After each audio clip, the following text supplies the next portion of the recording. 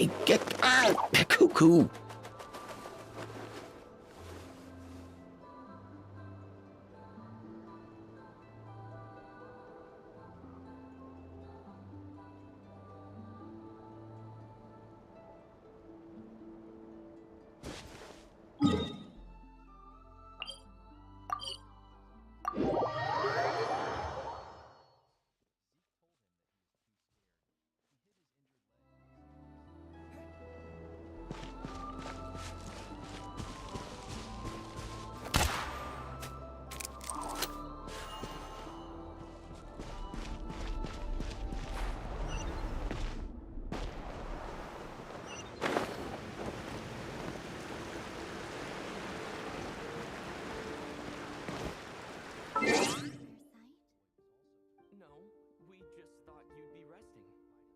Perhaps I would have been, were it not for the sudden arrival of some unexpected guests.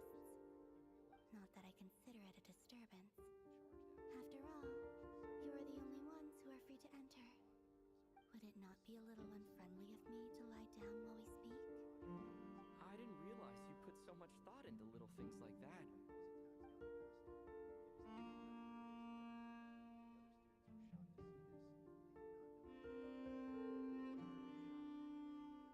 Only sometimes. There have been moments lately where I think about you and your companions.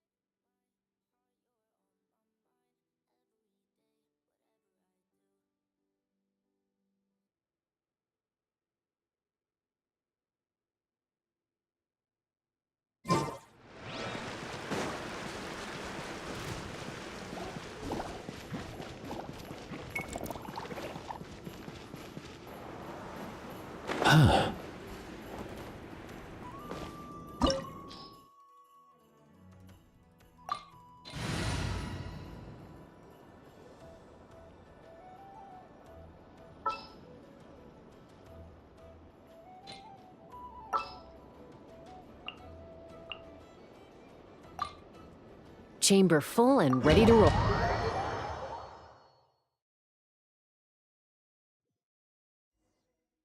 Whoa! How did that door suddenly collapse? This device was maintaining the door's integrity. Remove the core, and the device stops working.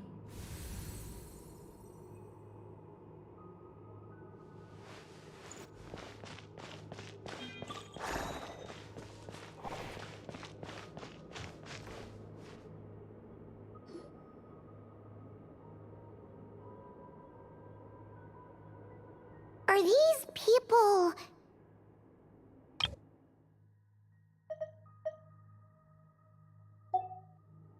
Judging by their clothes, they appear to be phantom Hyperboreans from the distant past. That could mean they have some clues about the moon goddess's name, right?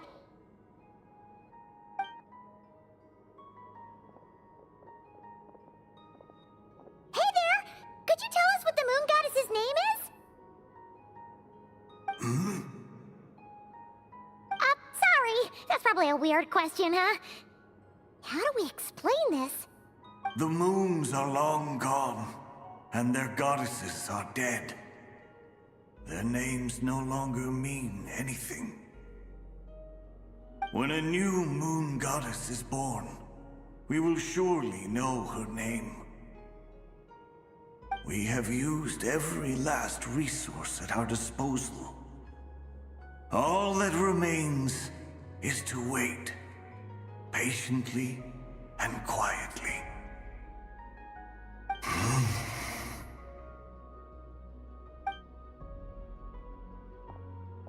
Were the people of the past all this devout? It looks like this phantom doesn't intend to converse with us any further. Surely the new moon goddess he speaks of must be Columbina. Alas, Kuthar's birth came long after the age in which he lived.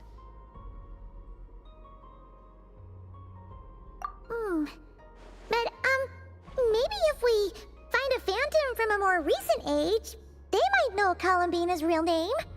True. Keep an eye out. We should be able to tell which era they're from by the clothes they wear.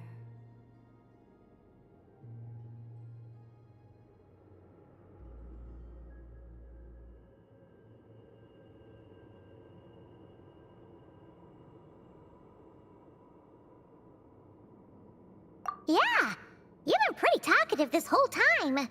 What changed? Oh, nothing. I'm fine. You all make good points. When the Hyperboreans speak of moon goddesses, they mean the three from truly ancient times. I can't imagine they would know anything about our current moon goddess. There once was a time when the moon goddesses blessed them greatly and protected them from harm. So, when the war between the gods and dragons plunged the world into chaos, it seems they looked once more to the moons for help, praying for a new goddess to be born. Yeah, that checks out.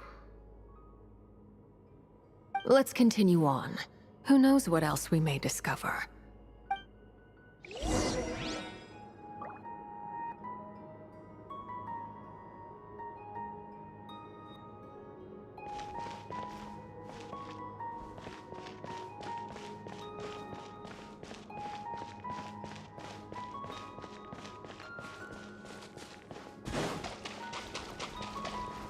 There's a door blocking this path.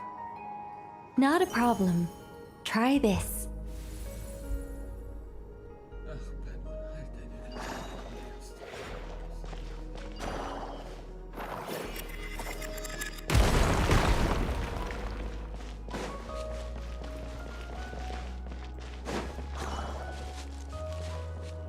Is this our destination? Impressive. More precisely, this is a device that will help us reach our destination. Let's go. We still have a long distance to cover.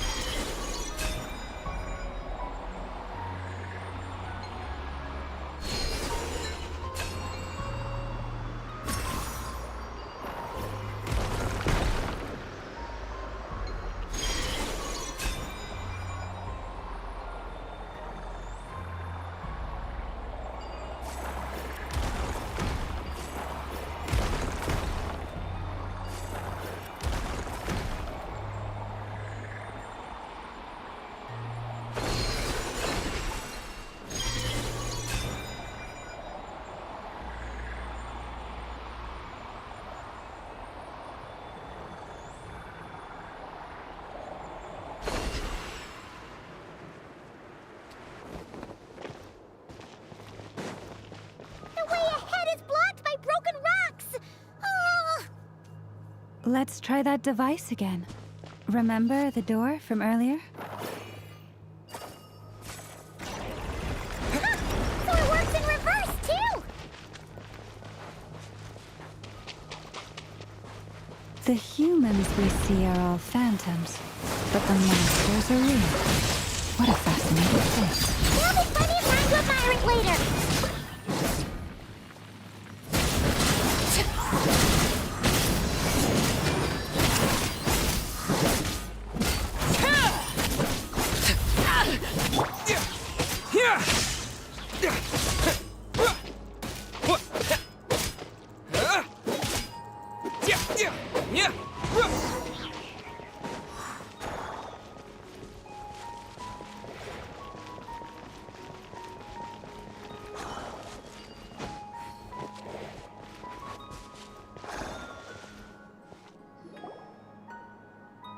Ooh, there's a whole bunch of artwork in here.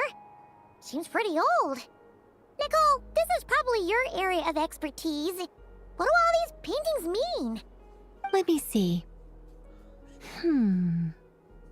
To understand these murals requires some knowledge of the history surrounding the War of Funerary Flame. I shared a little of this with Lauma before. Yes, I think I follow. The dispute between the Moon Sisters, the transformation by Nibelung. Oh no, it's no trouble. I'd be delighted to share the tale again. Alright then. Tevat's 3 moons and their goddesses were brought into being by the will of Nibelung, the then ruler of Tevat.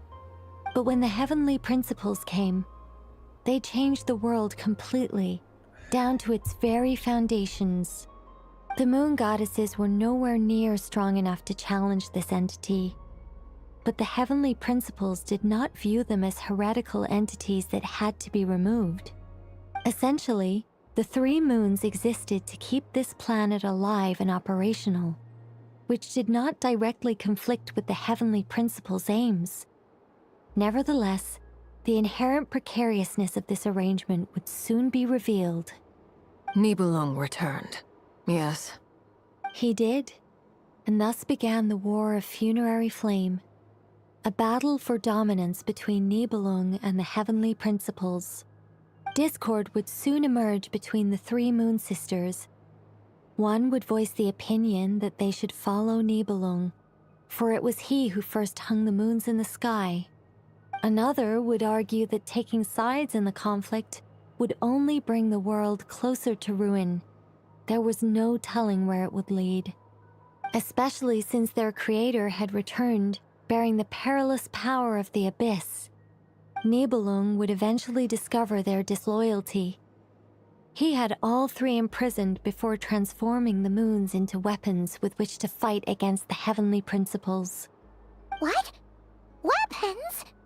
Yes, the very moons that had once defended the planet became instruments of death and destruction, striking terror into the hearts of all living things.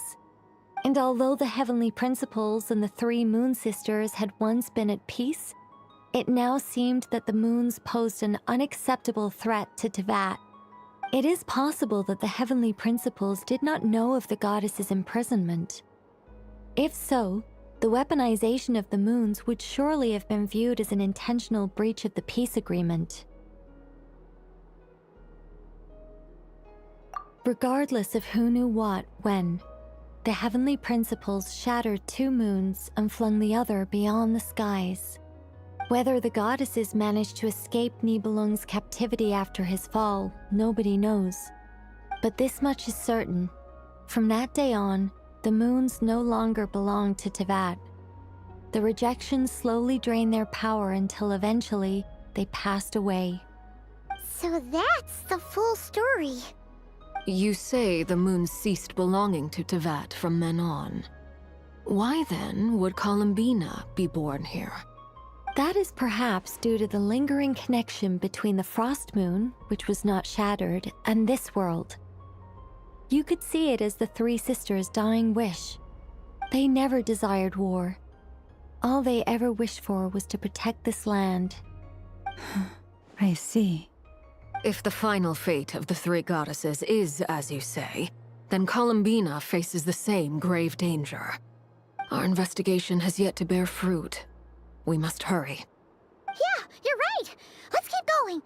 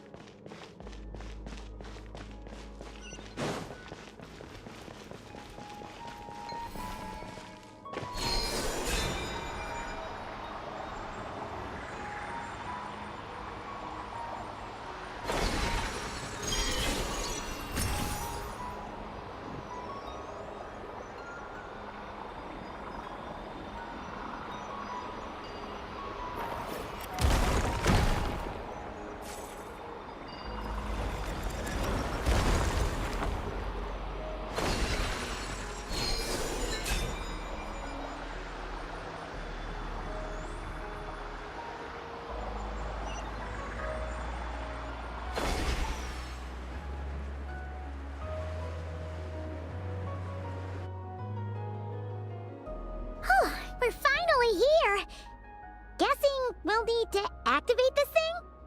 Indeed. I was a little worried about that at first, but as we got closer, I sensed that the Kuvaki within it flows unimpeded. It should be functioning normally. The only issue is how to activate it. It's looking a little worse for wear. What about the cores from some of the other devices we've seen? Can we repair it using those? In all likelihood, yes. I imagine that would have been the Hyperborean's backup plan. Let's look for some cores.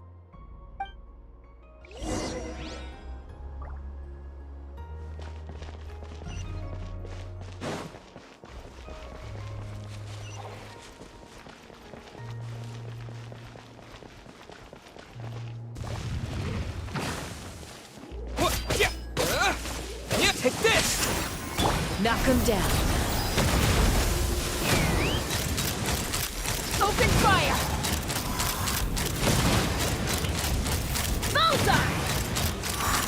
Open fire! Lightning flash!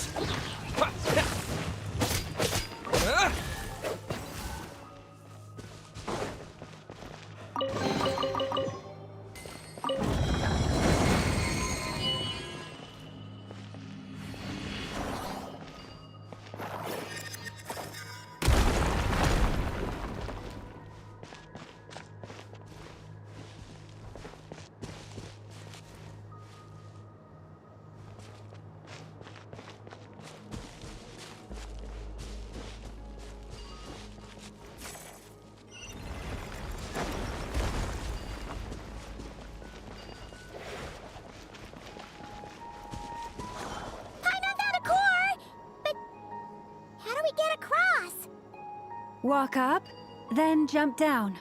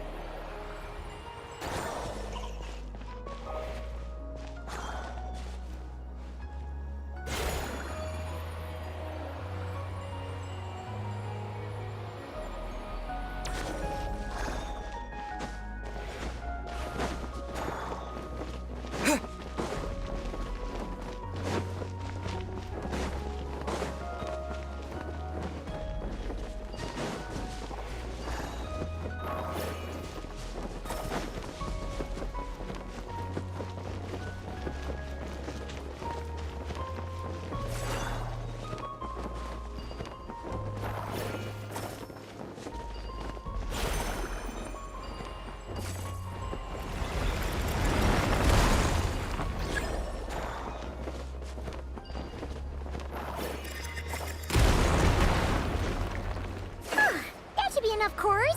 Let's head back.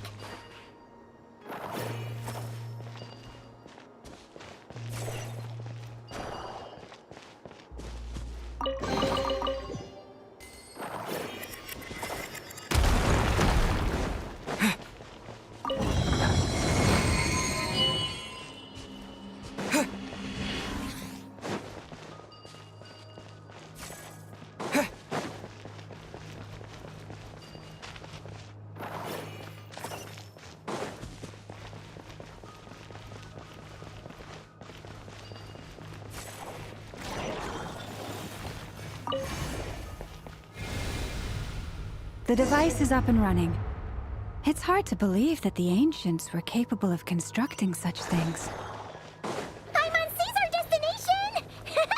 It's right up ahead! Yes, let's go.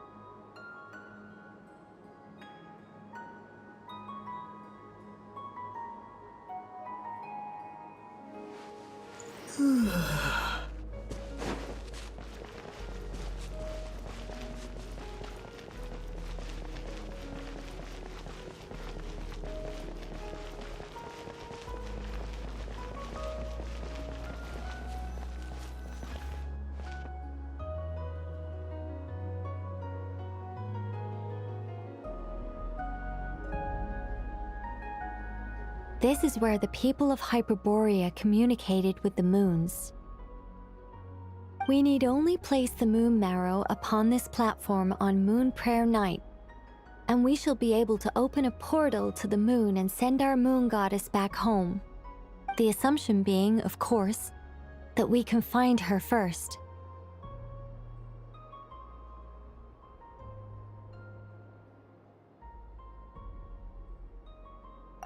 That's right. You want to know if it's safe there, don't you? And yet, she has no choice but to return. You know this. Oh, that's not the only issue here. This is the end of the line, right? We've explored everything we can. And despite looking at historical artwork and talking to people from Hyperborean times, we're still no closer to learning Columbina's name. If it's not too much trouble, could you tell me exactly what Alice said to you about finding her name? Oh, sure. What she said was... Then your first job is to find it. As a moon goddess, I'm sure she must have a name she identifies with. Neither Columbina nor Kutar is her true name, and she's never really accepted either of them. Is it not also possible that she has never had a true name? Not at any point in history? That would be a hard pill to swallow. But at this point, we may have to accept that that is the truth. No one knows how she came into being, and she certainly doesn't have parents in any sense that we're aware of. Perhaps she was never granted a name at all. But does that mean there's no way to get Columbina back? She's just gonna disappear and there's nothing we can do about it? Huh? Wait, why all this pessimism? Was it the way I phrased this question? You all seem to be taking this in completely the wrong way. Well, just because she's never had a real name in the past doesn't mean she can't have one now. What? Think about what Alice said again. She never once said that you'd have to find a new name, did she? Are you saying what I think you're saying? Yes. Names are anchors that connect us to the world. If she doesn't have one already, then all we have to do is create one, no? It's like... yes. Traveler, when you first arrived in Teyvat, do you think you would have turned around if someone behind you shouted, "Hey, Tumaini"? But what about now? I understand what you mean. Life is a long journey. Even the friends and family by our side can change over time. When people call you by different names, what matters isn't so much the words themselves, but what they symbolize. And of course, whether that resonates with you. Lumine. So, close your eyes and picture the moon goddess in your mind. If you were to call out to her in this moment, what would you say?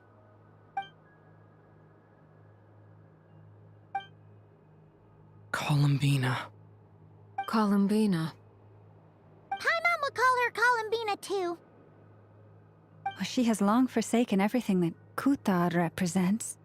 I think from now on I should call her Columbina too. Well, it sounds to me like you found your answer. Are you sure? Is it really that simple? We haven't found her this whole time, and not for lack of trying. For a journey like this, the process is every bit as important as the outcome. Had you not searched far and wide, rejecting every other answer you were offered? How could you have come to an answer you felt was finally correct? Oh, it all makes sense now. This has Alice's fingerprints all over it. Are you suggesting that Mage knew from the start that Columbina never had a real name to begin with? I can't say for sure. But I can definitely imagine her chuckling in satisfaction somewhere right now, saying, "Ah, what fun." Llama! Your antlers! You should hurry. The festive moon has begun to rise. Do not worry, for when you called the name Columbina just now, I could sense that the power within was enough to summon back the moon goddess. The power within what? The name?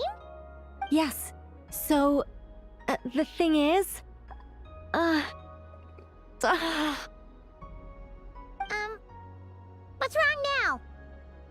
This is so annoying. I really want to explain how that whole thing works. Starting from the founding principles of Tevat and... Oh, I could talk about this for hours. But... Deep breaths, Nicole. Deep breaths. You're an angel. A sober, sensible, solemn angel who has her priorities straight. Okay then. Sorry for asking. Clearly a bad call on Paimon's part. Anyway, you all need to hurry. Last thing, remember how it felt when you called out that name. Then it is agreed. By the name Columbina, we shall find her. Then we'll throw her the best Moon Pair Night party ever! And at last, we will send her home.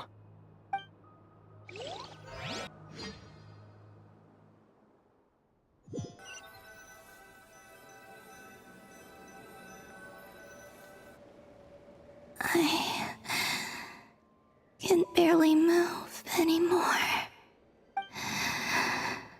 My consciousness is fading away. Have they come back out?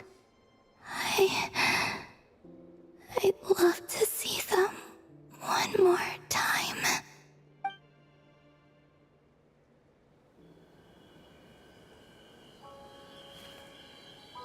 They didn't make it.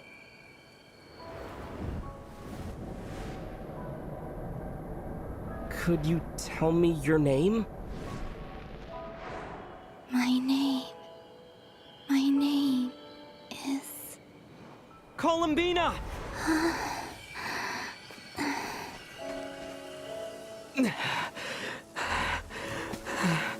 Columbina! Are you here? Columbina! That's the name you gave when we first met.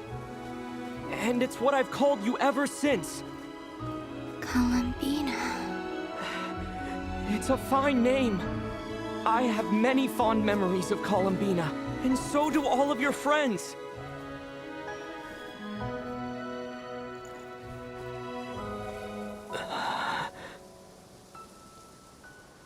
If you like this name...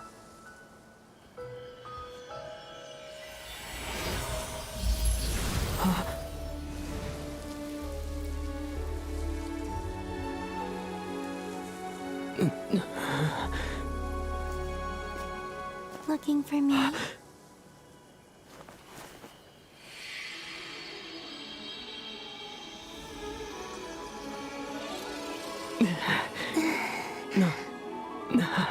like it.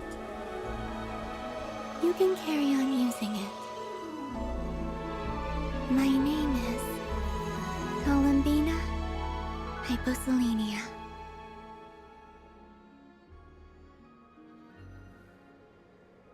Columbina Hyposelenia. That's a wonderful name. I never thought that Columbina would become my real name. But after I met you and my other friends, the things that this name stood for slowly began to change. It went from being a Fatui code name to something my friends call me.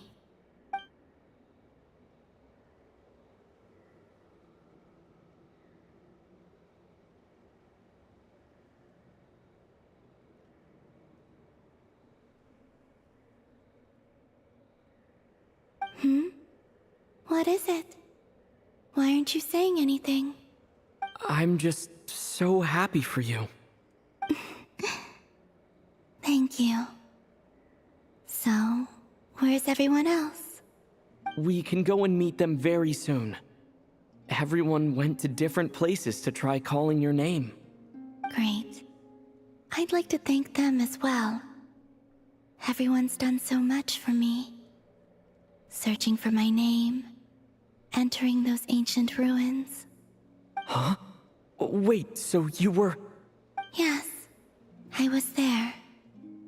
Not physically, but my consciousness was still holding on.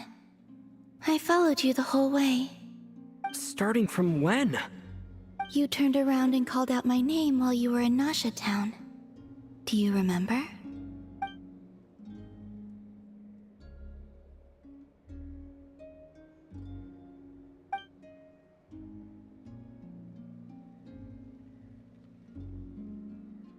Let's go. We don't want to keep them waiting. Sure.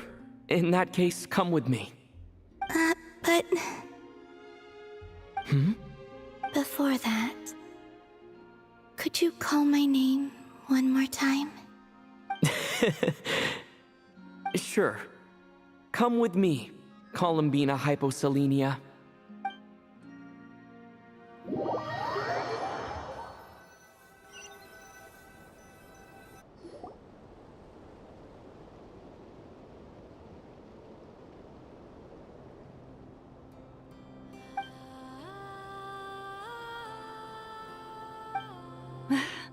Columbina. Oh, this truly is wonderful. Llama, I can't breathe. Ha ha! Just in time for Moon Prayer Night. It's good to have you back, Miss Columbina. Yeah, we were worried sick. Thank you, my friends. With your help, I now have a name that belongs to me. Columbina Hyposelenia. Where's the second half from? You added it yourself? That's right. It means... Born beneath the moon. Yes. And by extension, it can also mean born beneath this world. A fine name. Now, as much as it pains me to interrupt this beautiful reunion, I feel obliged to remind you that the Moon Prayer Night celebrations in Nasha Town have already begun. Don't you want to enjoy the festivities? There's so much to see and do. And some of the ambient lighting and entertainments were sponsored by the kind souls in the Hexen Circle. Nicole? Why have you turned into Dodoko? So you're Miss Nicole. Thank you for helping us, and for helping me find my name. It's nice to finally hear your voice. You're quite welcome. Guiding lost people to hidden treasure is what we Seelie do. And if you ask me, spiritual treasures are far more precious than material ones. Chests are all well and good, but this was what it's all about. Ah, so satisfying. Anyway, I had to go help Alice. It seems like she ran into some trouble. That's why I couldn't be here in person. But don't worry, we're with you in spirit. We'll be celebrating right along with you. Keep an eye out for the Hexen Circle's festive stalls in Nasha Town.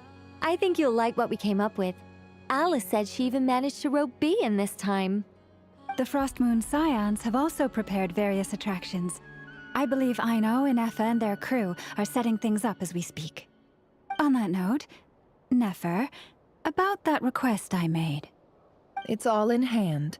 Yehoda is on site to ensure that everything goes off without a hitch. Wonderful. In that case, Traveler? Huh? Come on, Columbina. It's time to celebrate the best Moon Prayer Night ever.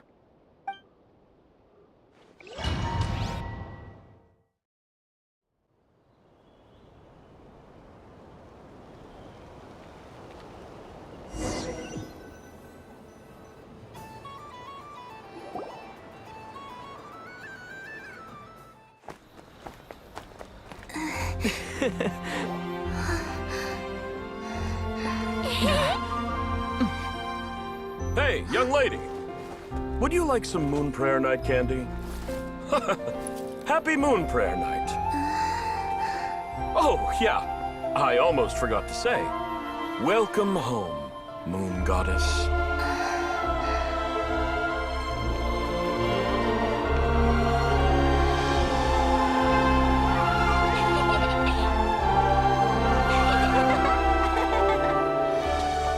Welcome home, Moon Goddess.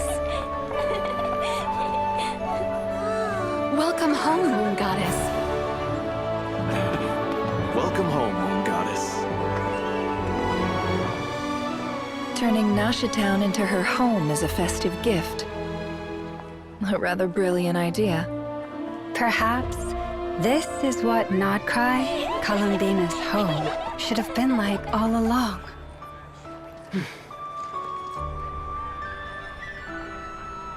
Thank you for the gift.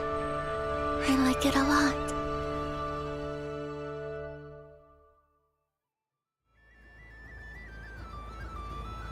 This feels like the surprise of my life. I do. I never imagined I'd ever get to enjoy Moon Prayer Night with everyone so freely. If you're happy, we're happy. Quite a strategy you came up with. Hide the tree in the forest. It's not your usual style, Lauma. Is there something about Moon Prayer Night that enhances what's in your head as well as the antlers on top? Apparently so. It even inspired a perennial penny pincher to use their resources for a greater cause. It truly is a magical festival.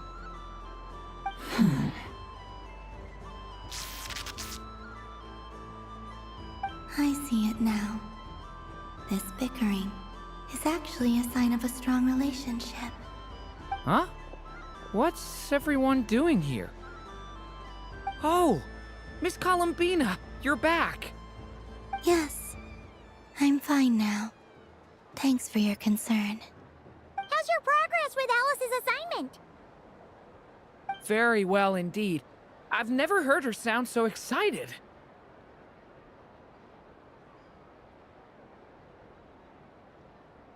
Not like this. This time, her excitement seems more serious. Seems like she's had a major breakthrough. She said she'll contact us once she knows more. In the meantime, we're free to relax and have some fun.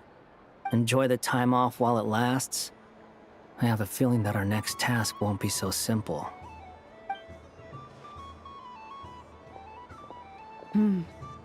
I should go.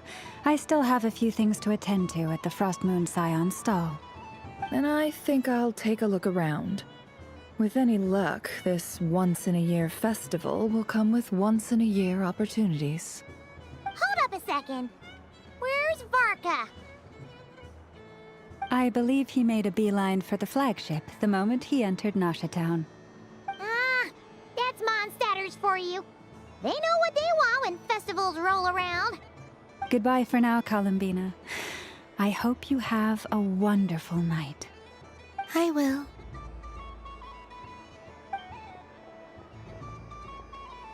Well, in that case, don't just stand there. Get out there and have some fun. You'll definitely get a warm welcome at every stall. Oh, also, take this map with you. It's a guide to the festival.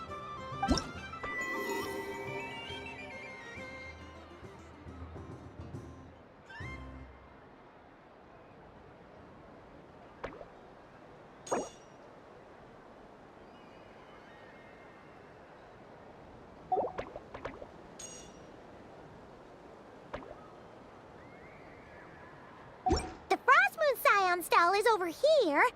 Lauma's invited a whole bunch of cute animals to celebrate too. Over there is the Hexencircle section. Alice seemed more excited than anyone about this festival, so she insisted on making it a grand affair. Oh, and then there's the Nashatown local specialties, including... Actually, forget that. Better if you go check them out for yourself. Thank you. It looks like a lot of fun. You're not coming with me? We'll be around. But don't you want to browse by yourself for a bit first?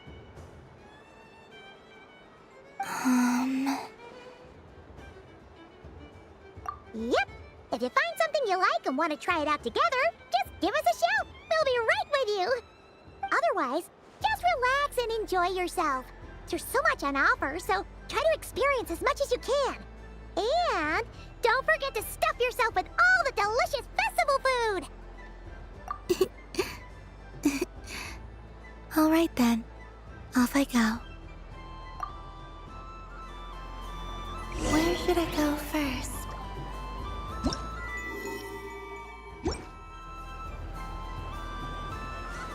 This must be the main. But I was aiming right at it. Aw, what a pity. I saw it with my own eyes. You were so close. So very close. That's not true. It dodged out of the way right as I was about to snag it. I'm sorry? You heard me. This paper frog can move. I swear. Dear, oh dear, what are you saying? How could a paper frog move? Unless you believe there really is magic in this world. But even if I, the mere humble merchant that I am, knew such magic, surely I would not use it on a paper frog. I'd sooner give Mora legs, so it could walk right into my purse. My dear, dear customer, why not have one more try? This time I'll give you 12% off, a very generous discount for one of my most regular customers. Just think about how much experience you have under your belt now. You're sure to win the next one. Darn, I used up all my coins. I'll be right back. Just gonna fetch some more from my house. Take your time, but don't take too long. This event is Moon Prayer Night only. Miss it, and you'll have to wait a whole year before I'm back. Next customer, please. Welcome.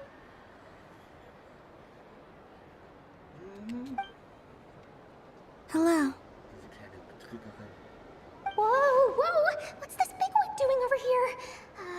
How do I tell my employees not to go running around this time? Shooting them a glance won't work. I haven't known them long enough. Dory? Why, hello there, Miss Columbina. Would you like to play my ring toss game?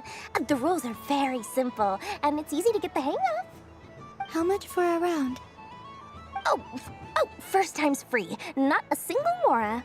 After that, well, we can cross that bridge if and when we come to it.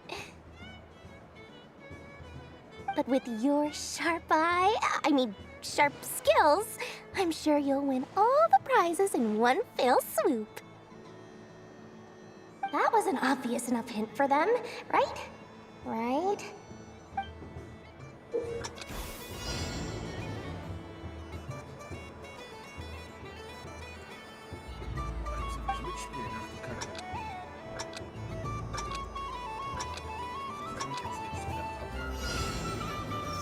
Here comes the ring! Oh, peanuts.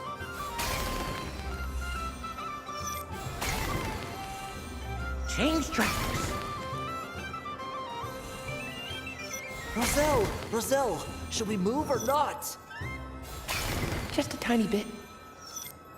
All right, then I'll... Oh, sugar plums, not the clock hands. How do I move the legs again?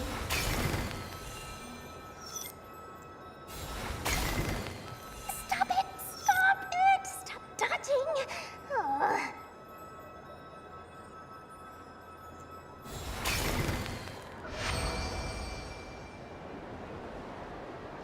Let's see now.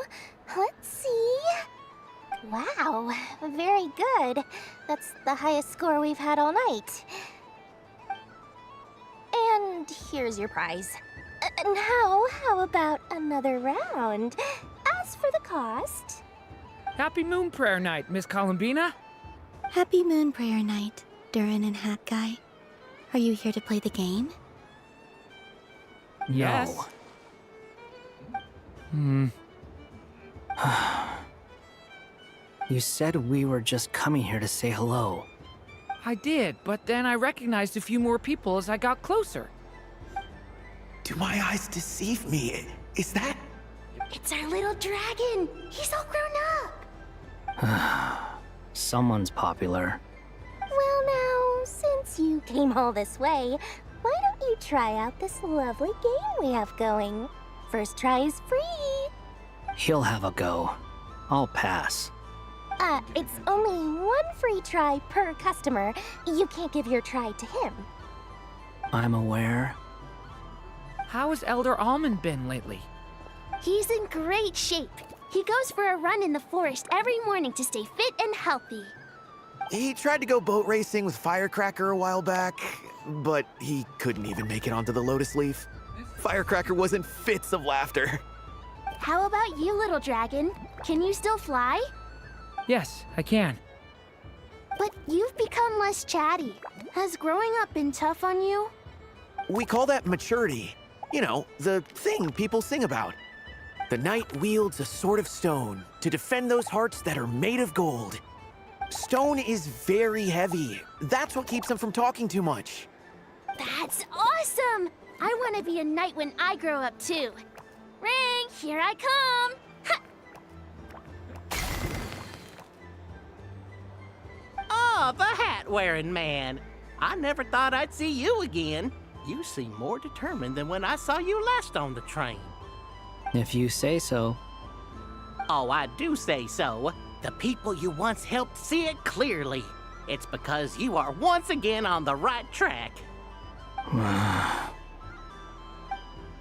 May the engine in our hearts propel us to the station of our dreams. I can move! I can move now, Roselle! What are they doing, running into the rings like that? You got them all so quickly! I have never seen anything like this in all my travels. Is this guy actually an old friend of theirs?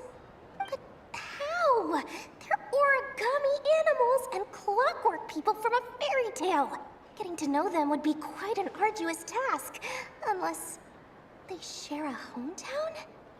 I have to get to the bottom of this. Next time I see the Great Mage Alice, I shall demand answers. Thank you, Dory. I had a lot of fun. So, now for your prize. Where did I put it? Give me a moment to dig it out. Oh, sweet grand prize. How I wish I didn't have to let you go. Good thing I've already turned a profit from the customers earlier in the night. Otherwise, I'd have wasted all my hard work. Okay, I'm back. What?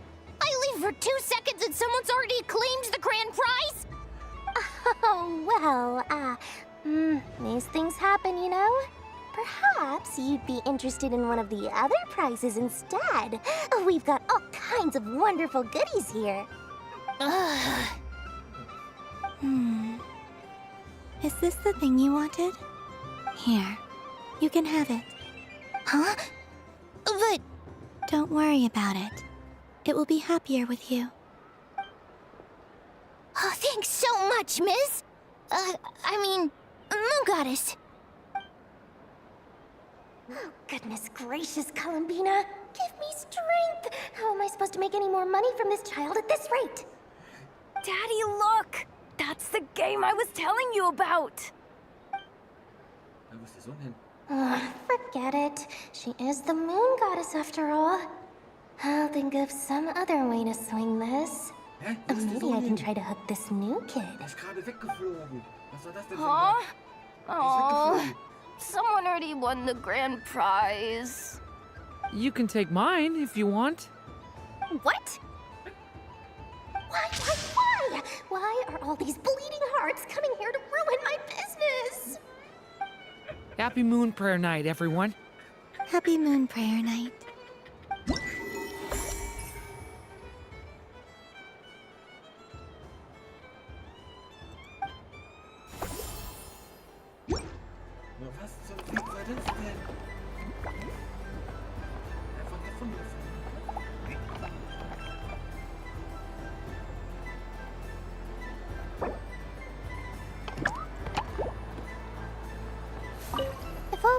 hexes are gone, I might as well close up shop for the day.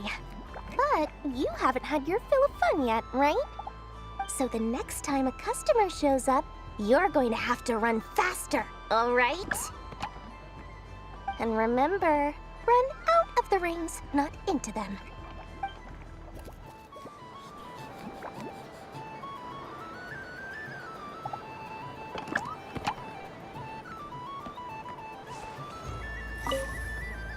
Done being a do-gooder yet? Thanks for coming here with me, Hat Guy. Are there any games you'd like to play? It's your turn to pick. I'll come with you. Why does that hamster think you've grown up? You haven't changed at all. I know you don't mean that. You're just taking the opportunity to make fun of me, aren't you? Even if you won't admit that taking some time to compose yourself is important, I can see that you're doing it in practice. Otherwise, you'd have taken off your hat and flown away by now. Looks like Albedo's socialization program has been far more useful to you than all those Vahumana textbooks.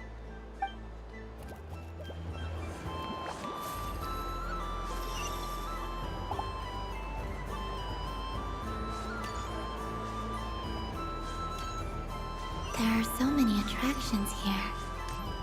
Since I rarely get out, I might as well make the most of it.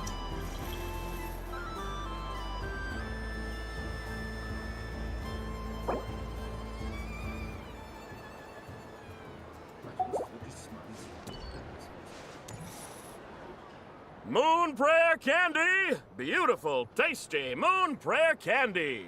Buy a whole box, share it with your friends and family! Candy? To share? I wonder what flavors everyone would like. Welcome home, Moon Goddess. Fancy a box of Moon Prayer Candy? Sure. I knew you would. Now, what flavor would you like? I'm not sure. What flavors do you have? Is this for yourself or as a gift? A gift for my friends. Ah, I see. In that case, I'd recommend apple, lockaberry, or midsummerberry. Those are the most popular. Do you have nocturnal blossom flavor? Huh. I've seen couples give those as gifts before, but I did not know they were edible. No? Okay then. Moonfall silver? You did say this was for friends, right?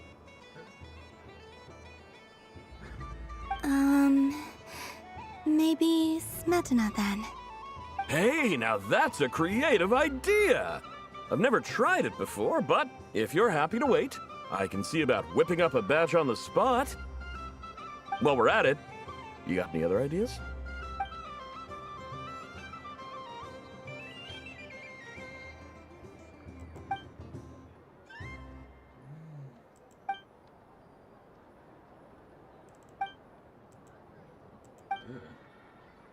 Here you go.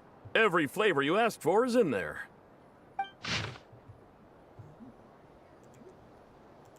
Thank you. I should be the one thanking you! You brought me a whole bunch of new business. It's like a genuine blessing from the Moon Goddess. I hope you and your friends have a lovely night.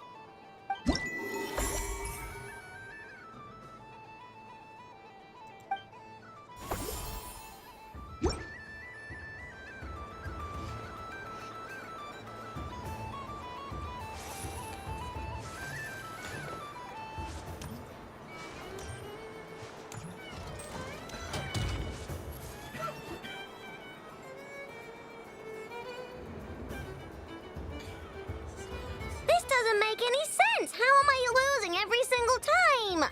Wait, Inefa, you're cheating, aren't you? Yeah, that must be it. I am not cheating, Aino.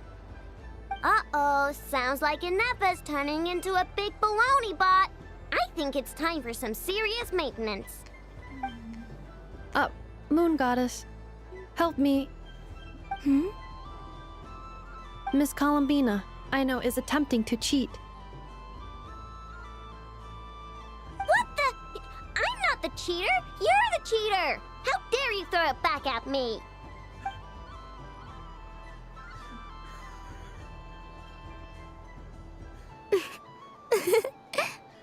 Alright, fine. Let's all laugh at I know. Just you wait till I get home, because I'm gonna make a game bot that can win 100% of the time. Let's see you laugh when I come back and beat your butts. You'll all have your heads covered in stickers when I'm through with you. We came to check everything was okay after all that yelling, but,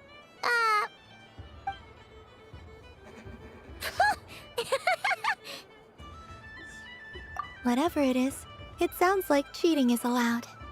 Kuhenki concentration. Each player starts with differently colored kuhenki. Each round, they draw one kuhenki from their opponent. When a player has two kuhenki of the same color, they make a pair and can be discarded.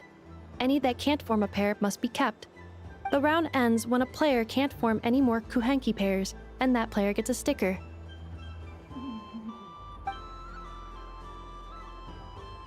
ooh, can 4 people play as well? That is fine, so long as the turn order is fixed beforehand. Alrighty then. In that case, the 2 of us will join as one team. Okay, but if you lose, you're both getting stickered. I don't want to hear any excuses. Sure. And if we win? If you win, only one of you gets to sticker someone else. I have taken to calling this. I know logic. Hey, lay off me, all right? Okay, so we're starting the game from scratch again, which means all my stickers so far don't count. Looks like Luonatar is the Kuhenki of honor for this game. Anyway, let's go clockwise, starting from Inefa.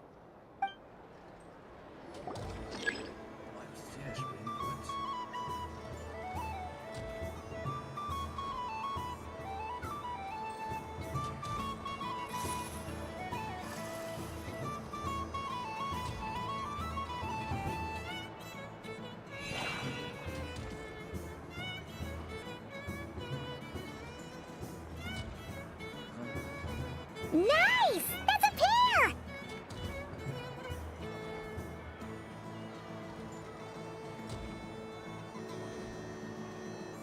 Go, go, fly!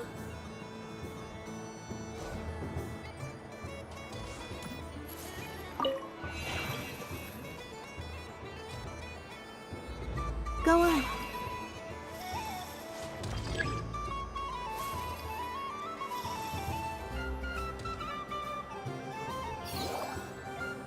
I have a pair.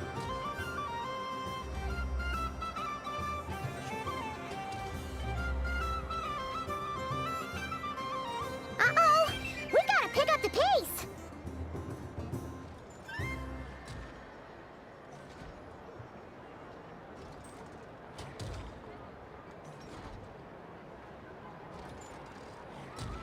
Phew, that was too close. I thought I was gonna lose.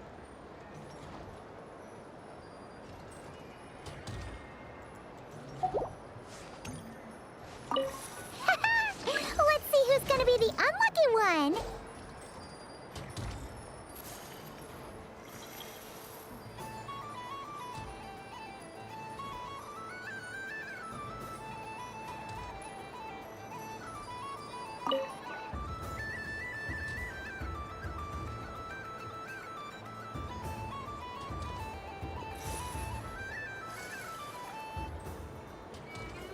Good luck, everyone.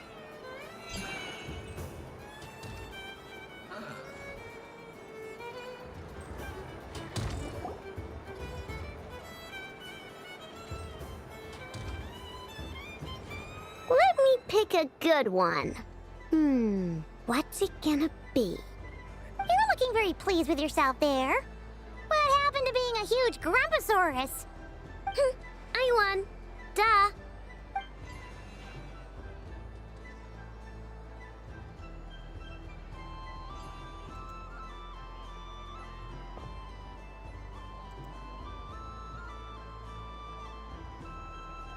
Oh, me again? Don't fidget too much, I know, or the sticker's going to fall off. I don't care. If it falls off, it falls off. If a pair of Kuhenki get discarded, why not a pair of stickers? Huh? Huh?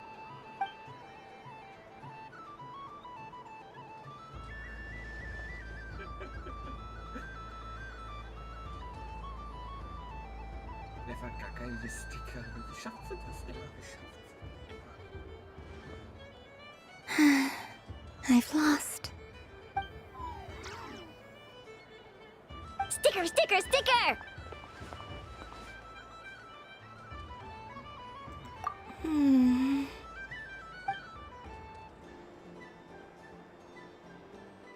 Cute! You think so? Shame. I can't see it for myself.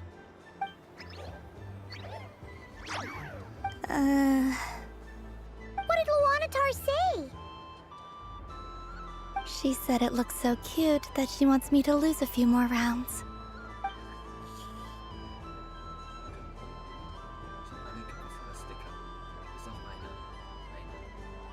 Who put these stickers on Paima's eyebrows? Ugh, she can barely see! Alright, now, I think we got enough evidence to prove that there's a serious problem here. Yes, I agree as well. The culprit is... Inefa! Culprit? What did I do? Quit acting dumb, Inefa! You're not wriggling your way out of this one.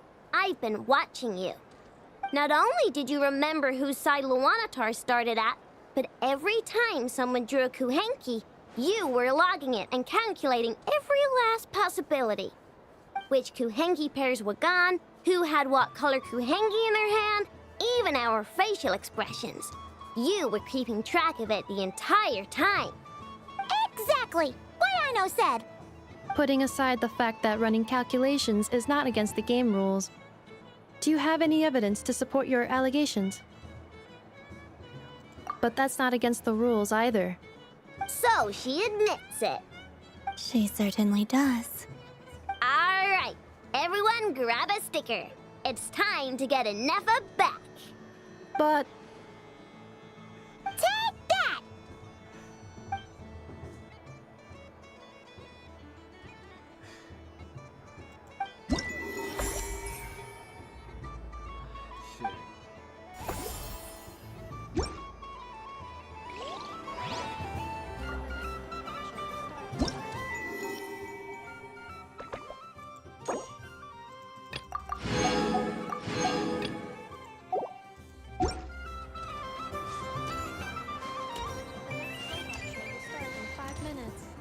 We thank you for your patience.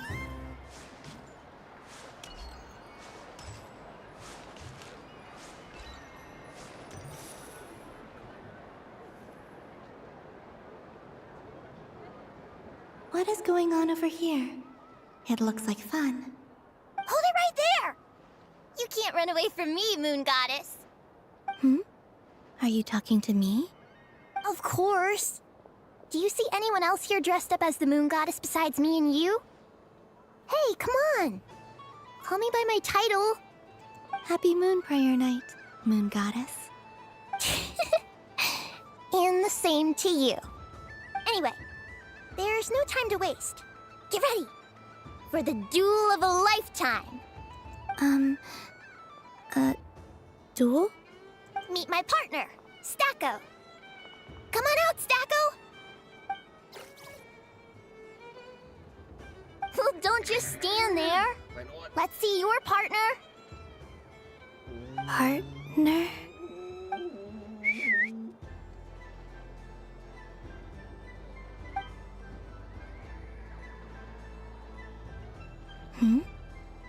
So I need to select a partner and command them in battle. Partner. I need a partner.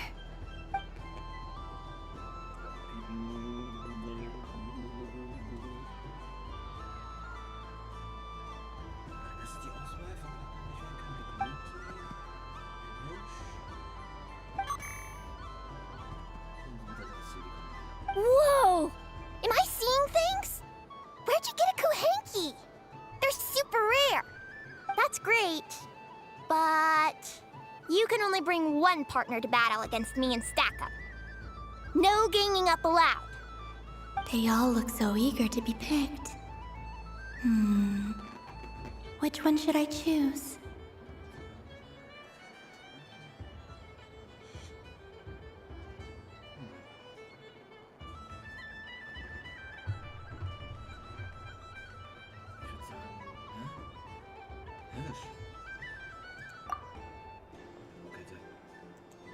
This deer came to celebrate the festival with the Frost Moon Scions. It wants to help me with its antlers. They are its pride and joy.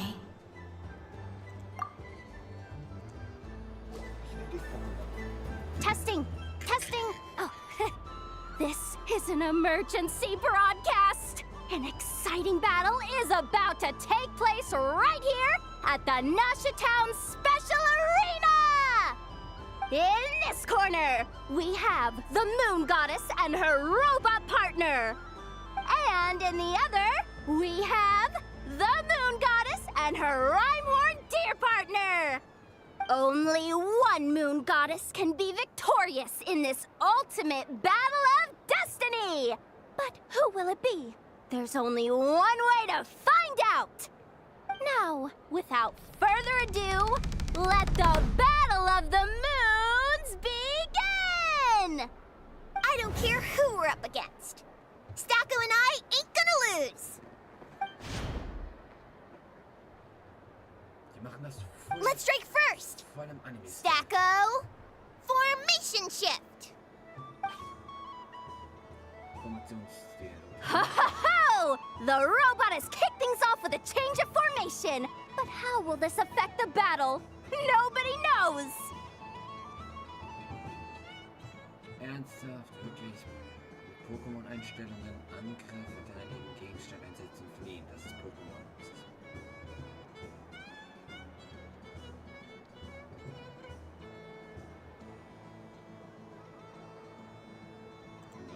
The other party chooses to attack! Let's see how their partner performs!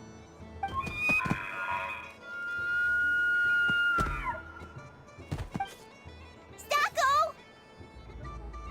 The attack lands! And if those sizzling sounds are anything to go by, it was very effective! Okay then. Stacko, maintain formation and enter your empowered state. Empowered state! There we go! Now we're talking! Absorbing the immense Kuvaki present on Moon Prayer Night, this lean, mean machine has greatly increased its offensive power! Kann ich Gegenstand einsetzen? Oh, they chose defense! But Stacko's about to attack with full force! Is it too little too late? The battle is heating up fast! I'm about to start sweating machine oil over here! Go for it, Stacko. Set Kuvaki to maximum. Can their opponents withstand this blow? And what will this Moon Goddess do? Don't be afraid. Fight however you wish. What the? The rhyme-horn deer's antlers are glowing! It absorbs the Kuvaki from its opponent and uses that same power to deal a devastating counterattack! There goes the robot's formation! Hey, let's go. Stacko! Oh, Stacko is down for the count! Our winner is the Moon Goddess! The slightly taller one, I mean. You did your best, Stacko. I'll take you to Ainos for a checkup right away, don't you worry. Mein Glumanda war stärker als sein Pikachu. Well, you beat me fair and square, I guess. Honestly, I underestimated you. Won't make that mistake again. I think my partner deserves most of the credit. Die machen immer wieder Pokémon. Just you wait. When I'm a little bit older, I'm gonna come back a whole lot stronger. Be ready for a rematch.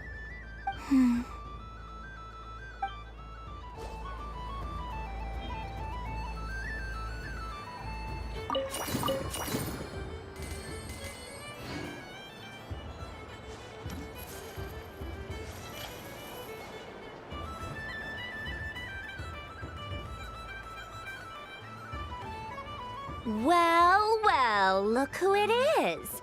I heard someone went and disappeared on us the moment we let her out of our sight. They looked all over for you. Frankly, I didn't think you'd be back for Moon Prayer Night. Were you worried about me, Sandrone? You would like that, wouldn't you? Do you even hear what you're saying?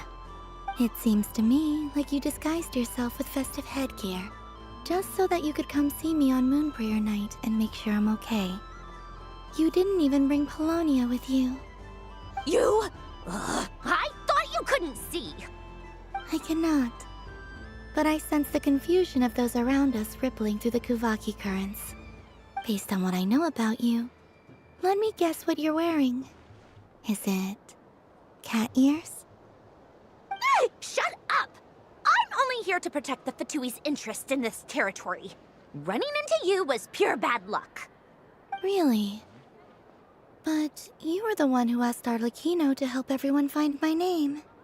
Columbina! Ugh! Just one more word, and I'll unscrew your vocal cords.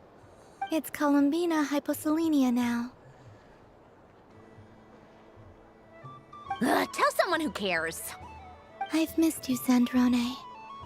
The whole time I was gone, I was thinking. I hope I get a chance to say some ugly words to you. Is that supposed to be a joke? Anyway, let's go play that game.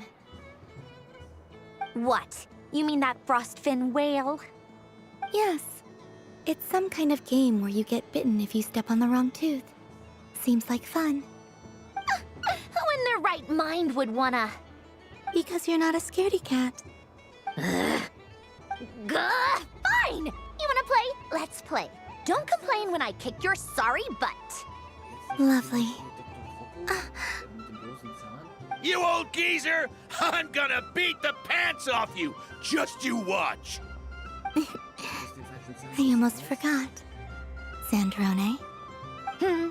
What is it now? You'd better not lose, or I'm going to beat your head in. What? Allow me to demonstrate since I'm feeling so nice. You just step on the teeth, like this.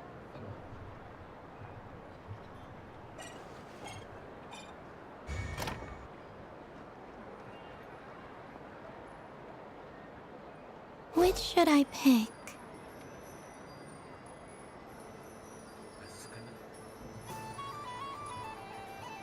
Mein Glück ist immer bei diesen 1:4 oder 1:6 Stunden das 2 bis 3 lockeren Zahlen und deswegen was zu.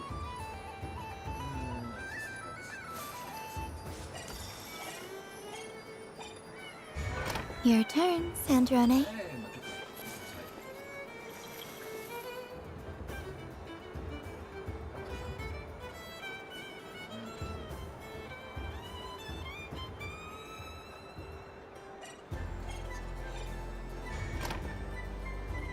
Don't come crying to me if you get bitten.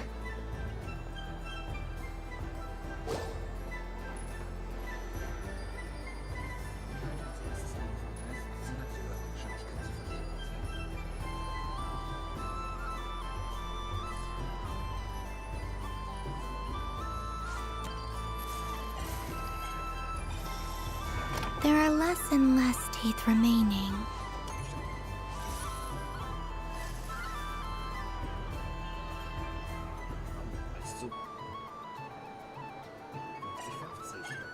Huh? What's that noise?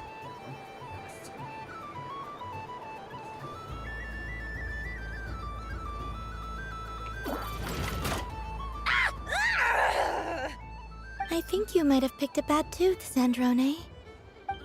Shut it! Do you need any help? It seems like you're stuck. No! It's just a blasted... toy! How is its grip this strong? Stop laughing! All right. Well, you lost. So just like I promised. Hey! What are you doing? Are you seriously?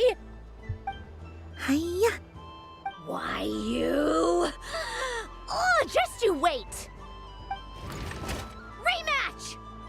Are you alright, Sandrone? That was quite a strong bite. Are your clockwork parts? Quit your fussing! I don't need it! Alright. I'll go first this time.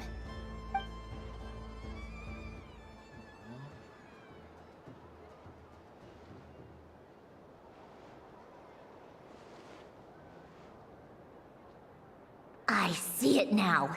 She can sense which teeth are rigged. So I just need to avoid the same ones that she does.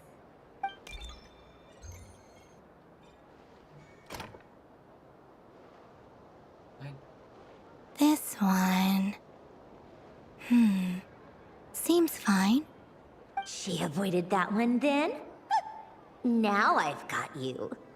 All right, my turn.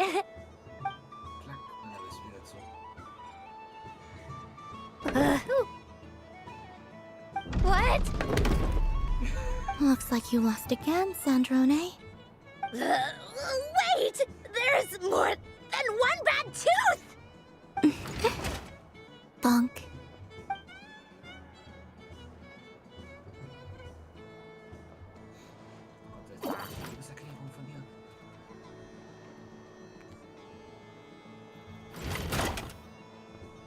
Stupid game! What idiot came up with this? Are you alright, Sandrone? You said some nasty things just now. Oh, I'm peachy. Should I let you bonk me on the head as well? Ah, forget it! Come on, bonk away. It can be your consolation prize for losing so badly. I told you, forget it! Gah, you've always been so annoying. Singing right outside my door, inviting yourself to my tea parties, going AWOL. And now you're off to the moon or something. Of all my days with the Fatui, the times I spent with you, Arlecchino, and Rosaline, they were my favorite. I will not forget them, just as I shall not forget this moment. We'll always be friends, no matter where we are, right? Who'd want to be your...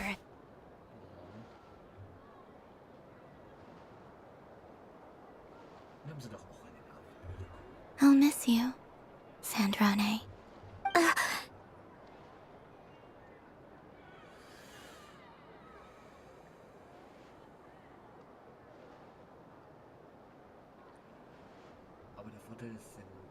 Goodbye, Sandrone.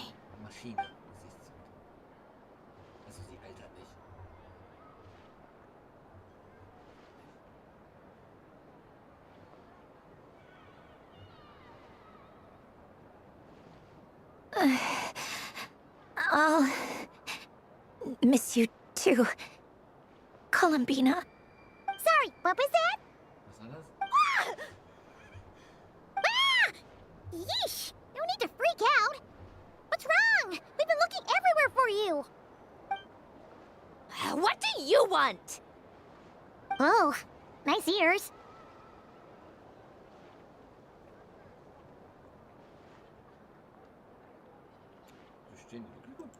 What do you want? This! Huh? It's your turn to draw something. You're one of her friends too, aren't you?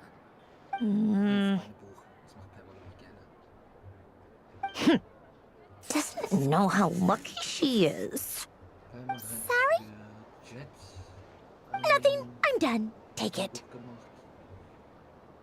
Oh, that was fast. Oh, and one more thing. Last time we spoke, you mentioned you were interested in the Narcissan Kreuz Ordo's research, remember? There were too many people when we last met, so we didn't get the chance to do this. What are you talking about?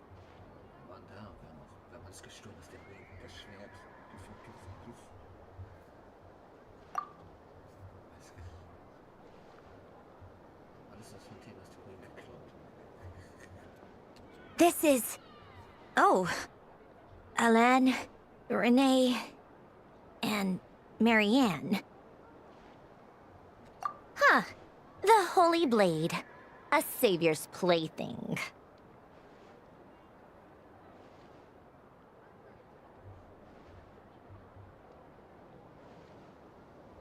It's not about whether I approve or not. These people, they would sacrifice themselves for the sake of the world. Especially Alain Guillotin and Renee. That is something I would never choose to do. Still, I didn't know they had any pictures left from that time. If I'd have thought to bring a camera, I'd have... What? Yeah, of you being bitten by the frostfin whale and Columbina bonking you on the head. Tear it up! Now!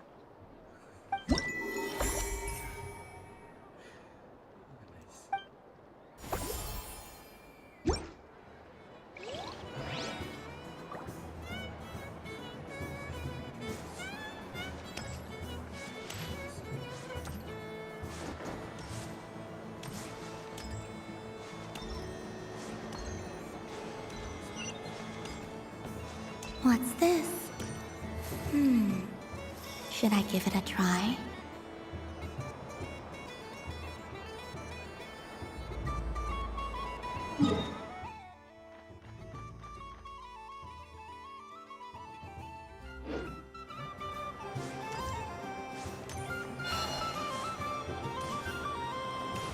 So this is the Frost Moon Sun.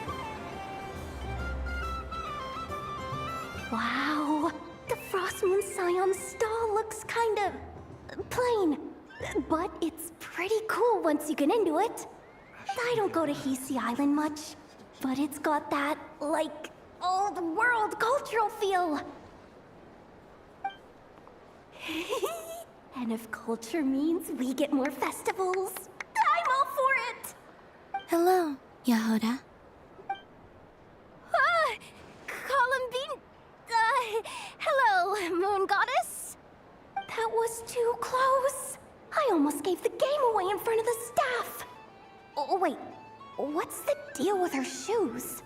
They don't make a sound when she walks. I could do with a pair of those. Do you like balloons too? Balloons? Oh, you mean those? What's so fun about balloons? I'm not a kid anymore. They're probably more up Aino's alley. Yes. The animals seem very curious about these strange flying objects. I was drawn here by their voices. I recently learned a fun new game you can play with balloons, so I decided to come and give it a try. A new game? Die diebische Wiese wurde von Ballon weggetragen. Hello. Welcome home, Moon Goddess. Here to buy some balloons? Yes. Could you give me a few that haven't been inflated yet? Are you sure? I guess? Yes, please. Thank you. Uninflated balloons? But those are just little rubber pouches. What does she want with those? Would you like to play the balloon game, Yehuda? Huh? Sure. I guess. How do you play it? Wait here a moment.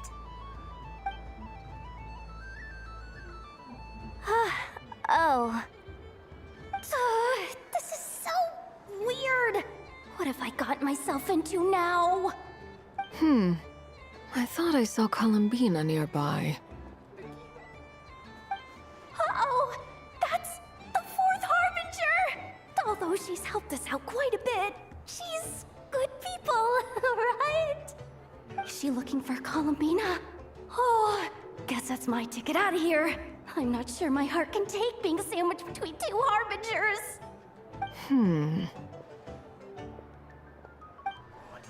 Which stall is she checking out? Oh, it's that other Frost Moon Scion's one.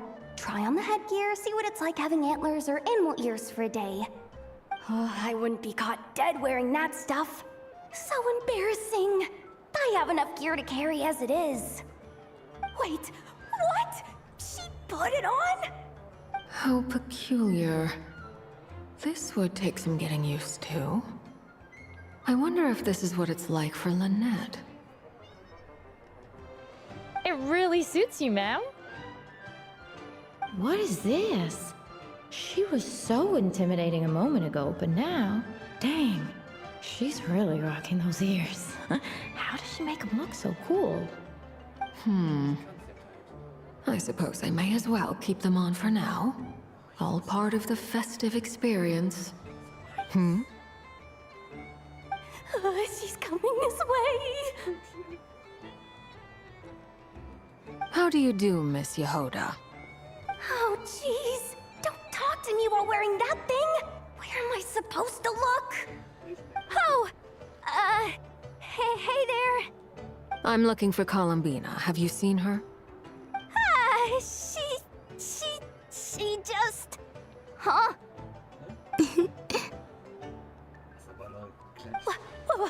Wait, is that what she meant by balloon game?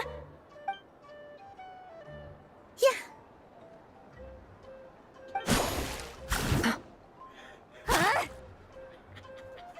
No fair! How come I get caught in the crossfire? An ambush from the rear? Is this a declaration of war, Columbina? Would you like to play too, Arlecchino? Seriously? Are they gonna start some beef right here, right now? Gladly. That said, I believe there is another who would like to join. Boss Nev! Thank goodness! You've gotta get me out of here! Things are kicking off big time! Hello there. I'd like 10... no, make that 20 balloons, please. Uninflated. What? Miss Moon Goddess, I hope you're prepared to pay the price for assaulting my employee. Welcome to the game, Nefer. Just to be clear, let's keep this a fair fight, okay? No strange powers, please and thank you. Naturally. Don't just stand there, Yehoda. Aren't you going to team up with me? Huh? Do I have to? Of course. Don't forget, the Curatorium has a reputation to uphold. I knew something like this was gonna happen.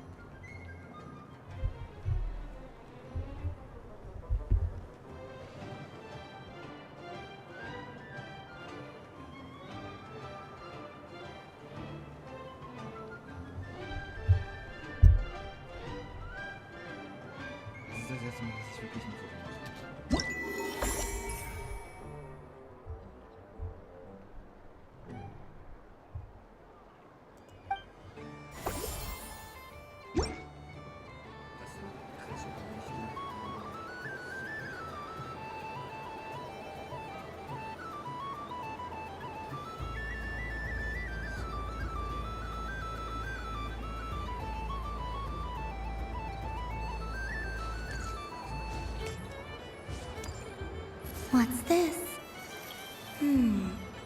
Should I give it a try?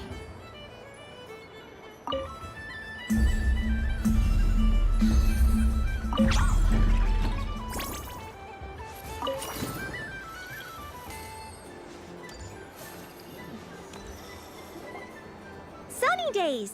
I prefer sunny days. Ah, well, you are as warm as the sun itself, Moon Goddess. Very well. I believe your spirit animal has to be this most adorable chic badger. Wow! Thank you, Mr. Talking Magic Lamp. Have a very happy festival, Moon Goddess. Lance? That's you, isn't it? It's our little secret, my dear traveler in Paimon. Okay, sure, but why are you here selling sugar sculptures? Everyone celebrates in their own way.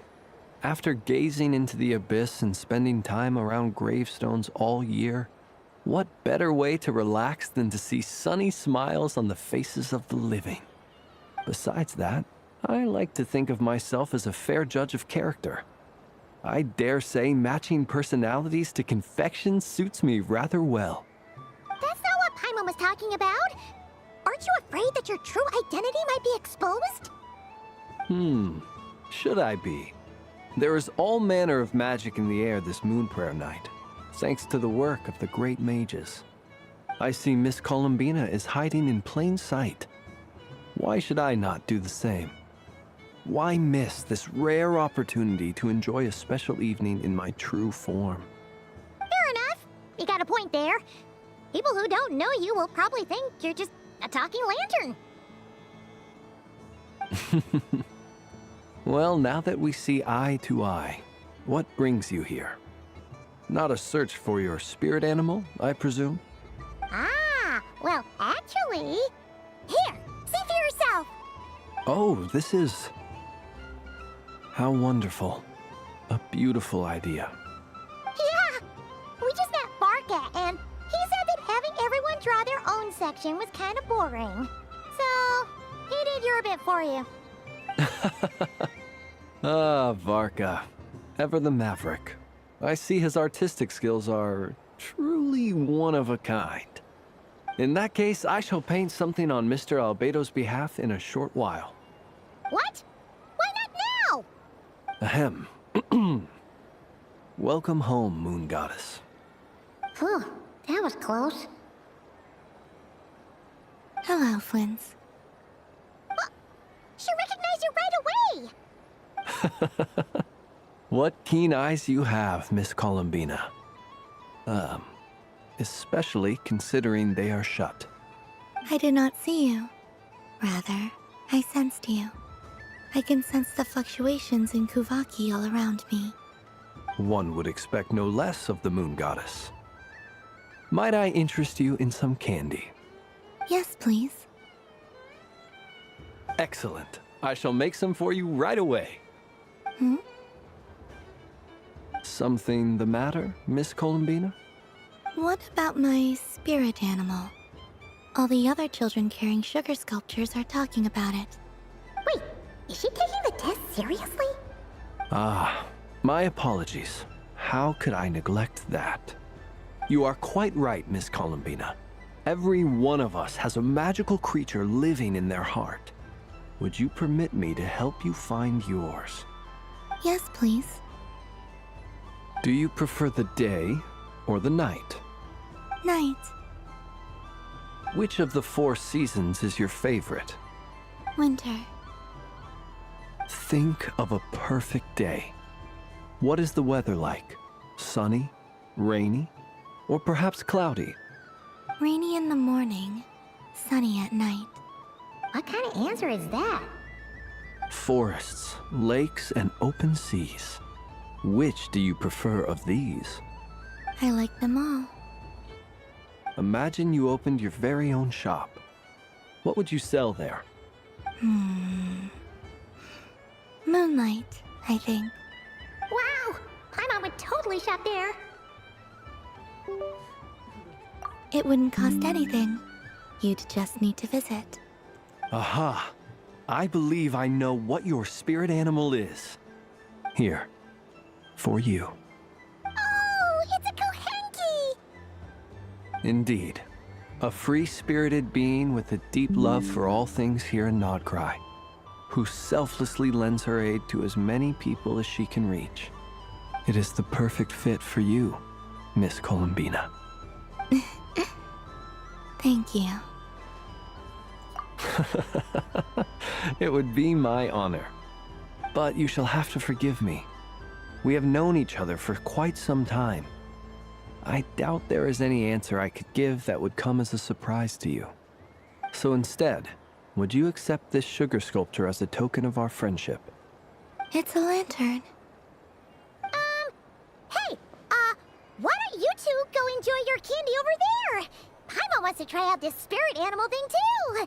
Right, Flint's? Come on, play ball. I got this drawing done. But I want to hear Paimon's answers. Ah, but it'll probably take ages. Paimon's a complex soul. And we don't want your candy to melt while you wait, huh? Oh. Okay then.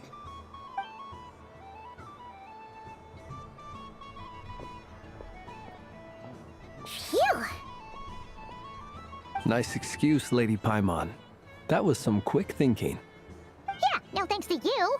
A little help next time?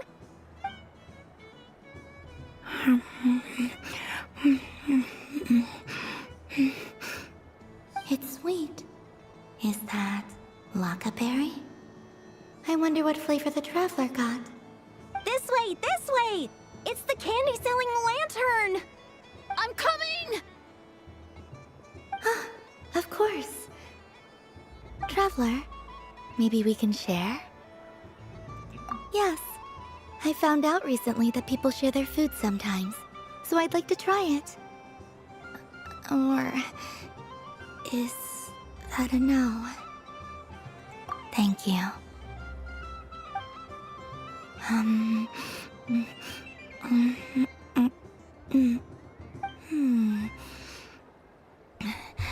Yours is a little more sour than mine. Here, you try it.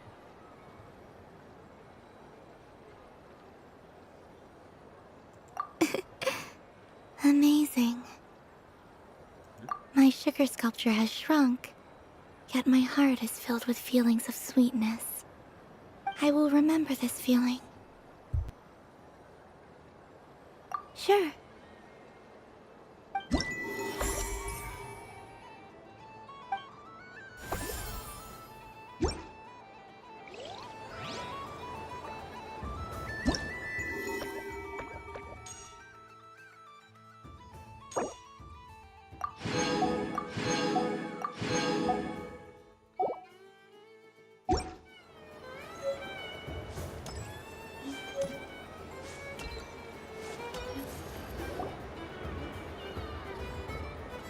Dodoco's Whirligig! Come check out Dodoco's Whirligig! Ah, welcome home, Moon Goddess. Might I ask what this is? Ah, it's a very special amusement sponsored by the Great Mage herself. Ride on a soft and furry Dodoco and embark on an unforgettable adventure. I say that, but I'm just following a script here. Who is this mage, anyway? And what the heck is a Dodoco? I'd like to ride. No problem. But, are you by yourself? Is that not okay? Oh, no, it's fine. It's just that each Dodoco can accommodate 2 passengers. Would you like to bring a friend along? My friends... That should do it. Now, we just need to get everyone else to draw something on it too. But we gotta keep it a secret from Columbina. Traveler? Ah! I want to go on that ride. Will you join me? Let's go then. Don't worry. Paimon will do the rounds. You go have fun.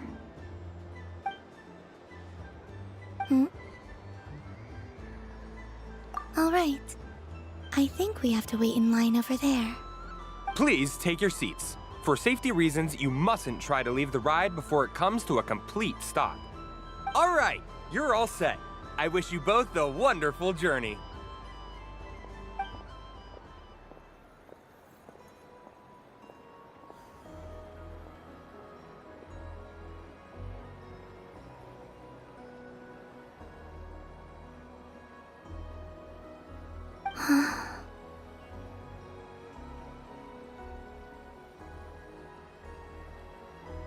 Not bad. It reminds me of riding a moon lane. Sometimes, the Kuhenki circle around me like this, playing their beautiful melodies. Yeah. I'm going to miss them.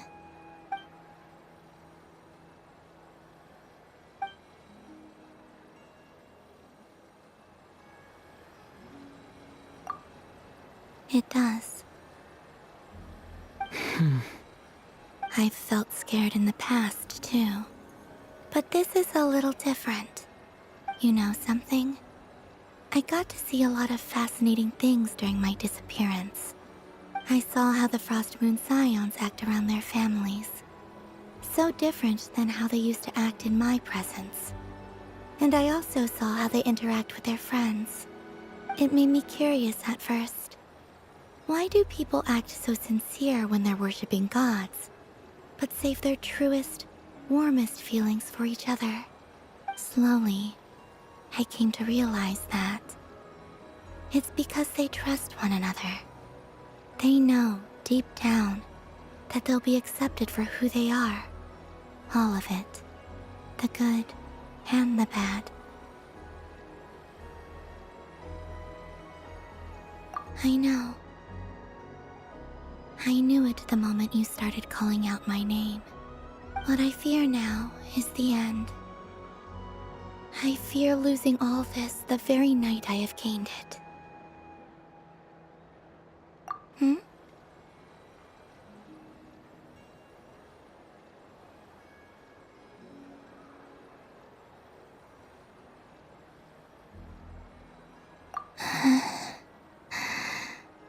Thank you for this conversation. Thank you for listening to me. Don't worry.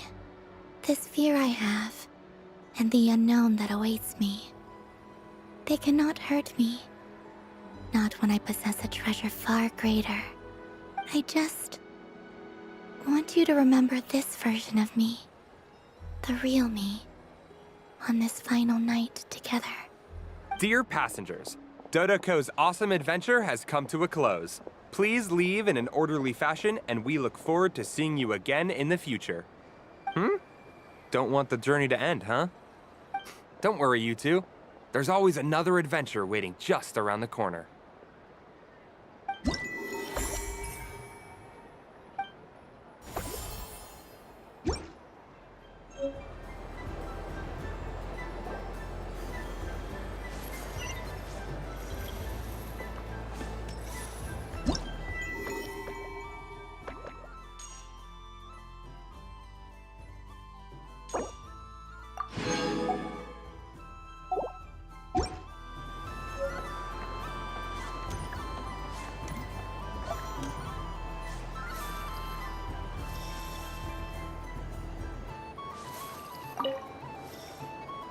A soft and furry creature that bounces and jumps.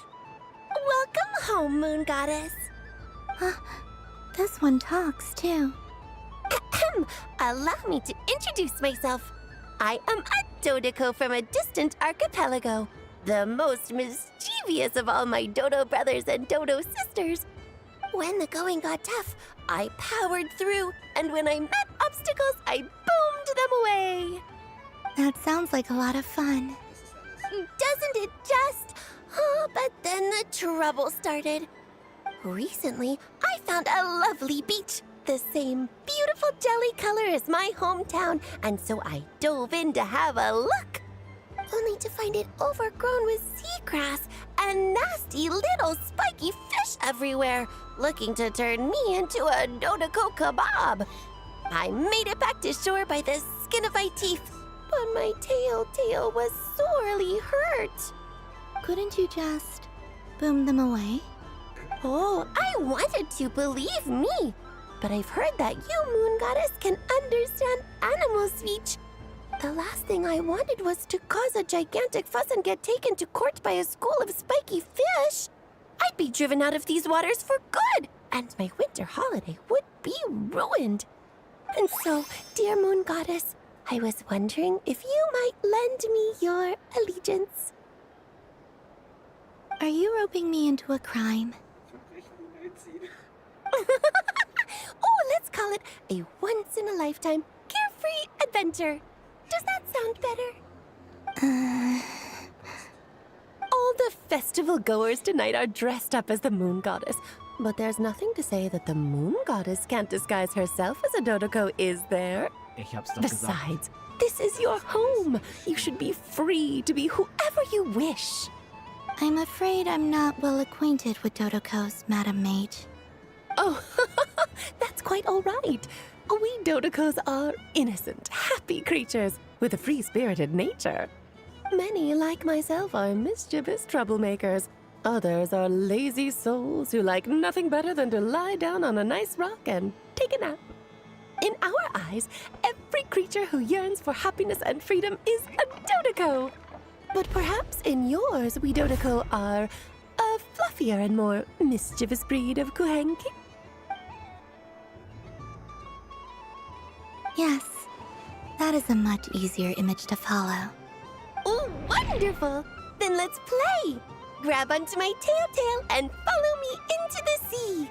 Time to settle some scores with the bad guys!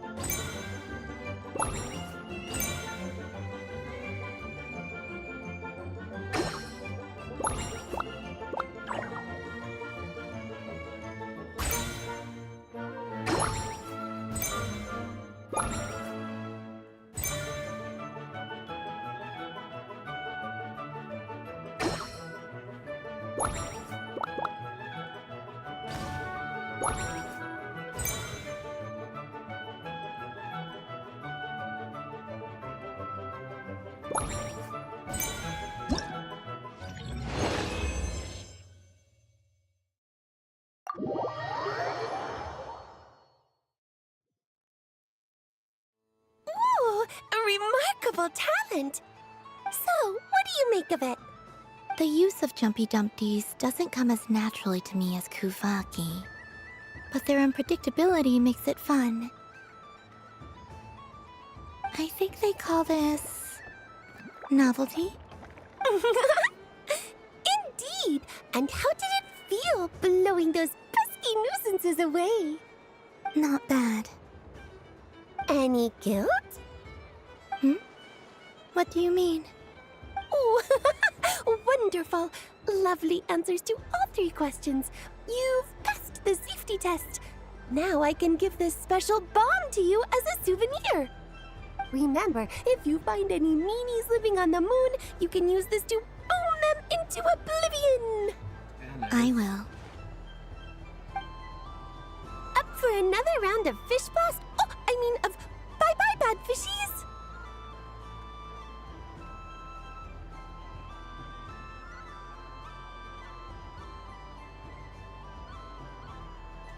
Oh, bless my fluffy tail!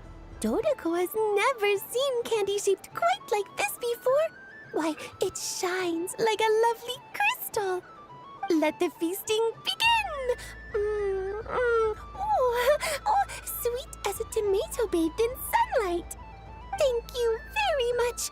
You truly are a friend to the Dodoko. Please share the rest with other people. I am sure everyone will fall in love with the taste of pure joy.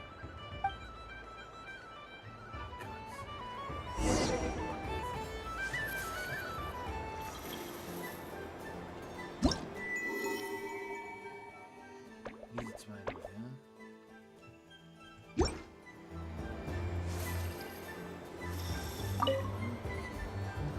Welcome home, Moon Goddess. Oh, you're the genuine article. Alice was right. This moon prayer night was worth watching after all. Another one that talks. Greetings. Pleased to make your acquaintance. I am the Hexenzirkel member they call B. Barbeloth Trismegistus.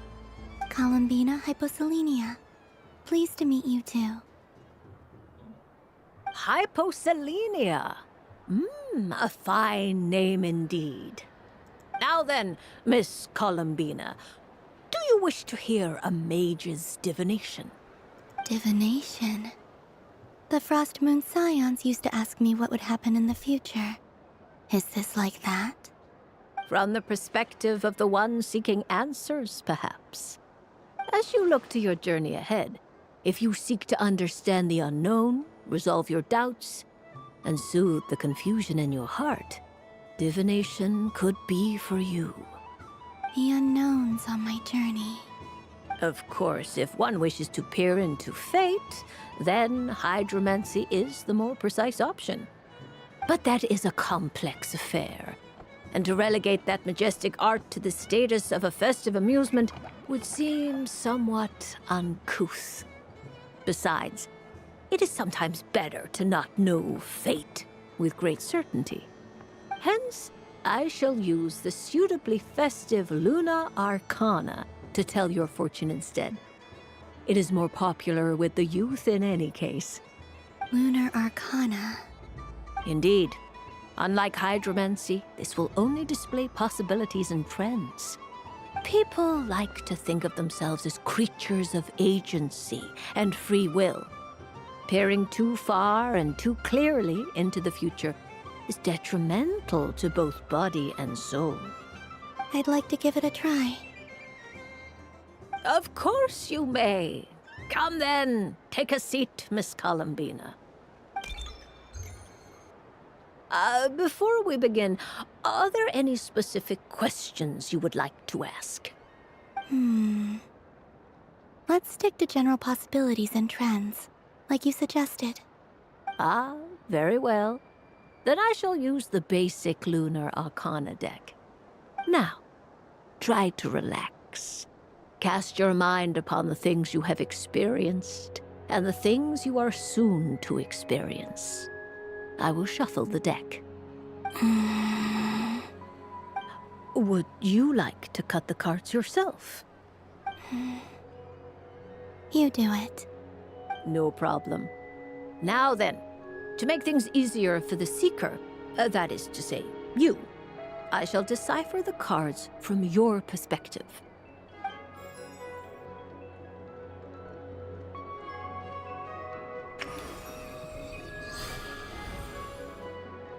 Please, draw the first Lunar Arcana.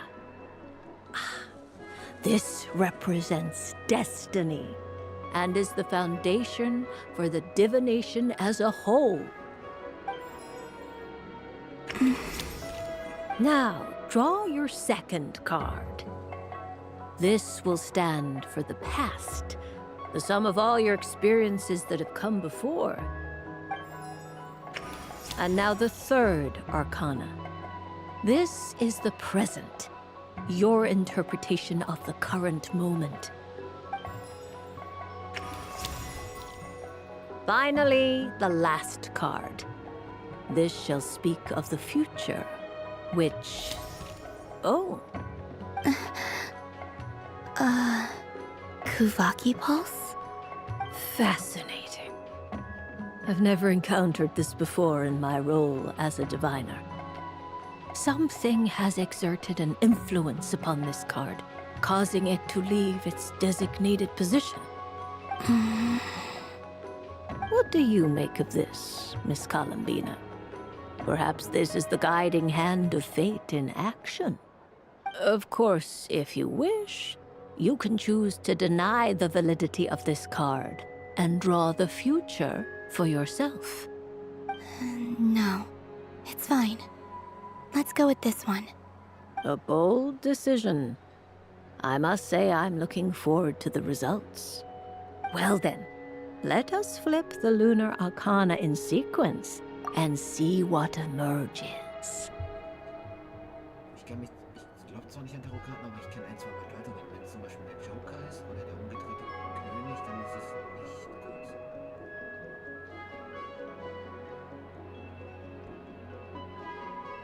Das ist genauso wie der gehängte Mannkarte. Sehr eindeutig. Das heißt, in der Zukunft erwartet dich der Tod. Sure.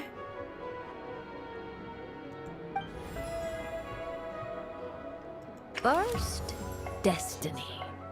Haha, no surprises here. The card that represents yours is the moon. The moon. Indeed. The moon can represent the truth at some times, but deception at others. False peace, destructive calamity, and the world-changing power that lies within. When the moon is placed on the destiny tile, it indicates that your destiny is not what it may appear on the surface. Instead, it may yet have a hidden side. It symbolizes a journey through the fog, fraught with uncertainty and deception, where one must face inner challenges head-on. I don't understand. Patience, my dear. This is but the first card, which serves as a basis for the interpretations that follow. Our divination will only grow clearer from here on out. Now then, flip the second card, the one that speaks for the past. Ah, the Hermit, but inverted. Inverted? Yes. The Hermit symbolizes solitude, introspection, and the pursuit of truth. When inverted, it represents isolation, truth out of reach, and a path that leads one astray. Combined with the moon as one's destiny, the Hermit inverted represents a choice you made to stand alone in the past. It was a choice made not out of fear or arrogance, but for reasons that others could not perceive. You fumbled through the darkness without a guide, but you did not find your way. Rather, you went astray. More than once, it would seem. Is this about how I became Kutar despite not wishing to become a god? And how I joined the Fatui because I yearned for a place to belong? I suspect only you know the answer to this question. All is not lost. The past is in the past, and so it shall remain. Shall we look into the present now? Oh my. The Lovers. One of the most interesting Luna Arcana. What does this one mean? This means that you have had an unprecedented emotional experience. The joy of finding your soul becoming intertwined with that of another. Precious and wonderful thing indeed. It's true. I've made a lot of friends recently, and they are very good to me. I like them a lot. That sounds lovely. I am most delighted for you. The Lovers can also represent important decisions, perhaps related to a parting of ways. Now, if I were to guess... Yes. My return to the moon. I understand. Parting with friends is never easy, Columbina. But rest assured, this is not the end of your journey. There is always another story waiting to be told. The future always lies ahead. The future. Well now, it's finally time to flip this most mysterious of cards. Why did it appear? And what does it wish to tell you? I'm ready. Very well. Flip this card and see what lies on the other side. Entweder jemand wird sterben, in Columbina sehr nah ist, also wenn der Hauptcharakter endlich stirbt, haben, dann kriegt ihr rein. Oder Columbine. Marionette könnte ich her wahrscheinlich. Das Spiel hat das so mit Charaktere einfach gelesen und für immer. Ich will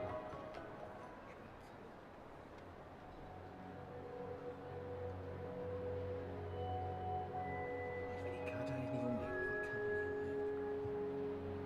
Das finde ich immer so kacke an Tarotkarten. Die sind immer zu vage. Oh. Miss Barbaloth? Der Tod. What is it? This card is death. That doesn't sound very good. It depends on how we interpret it. It is true that it can represent an agonizing death, a complete and utter end, but at the same time, it can also represent rebirth. Do not forget that your destiny card is the moon. That lends your future many different potential meanings. If death spells the end, is it unavoidable? As I have said, divination can only display general trends. It is a rough guide, but it does not show predetermined outcomes. Allow me to summarize it for you. In the past, you may have lost your way, but now you have gained new connections and new strength. You now face an important decision, one that may bring about a great change in what is yet to be. This change might, in turn, be the end of all things, or their beginning. But remember, everything is subject to change because of the moon present in your destiny. You must see the truth clearly and face your innermost thoughts. The truth. My innermost thoughts. Thank you, Miss Barbaloth. Don't mention it. Some people dislike divinations, for fear of glimpsing an ending to their story that they wish was not so. But I can see that you're different. The result of this divination will not sway your decision. This is a rare quality, and one that diviners always hope to see in the seeker. We are here merely to guide, not to exert undue influence. I understand. Go then and illuminate your future, Miss Columbina. The moonlight that shines from you now is most captivating.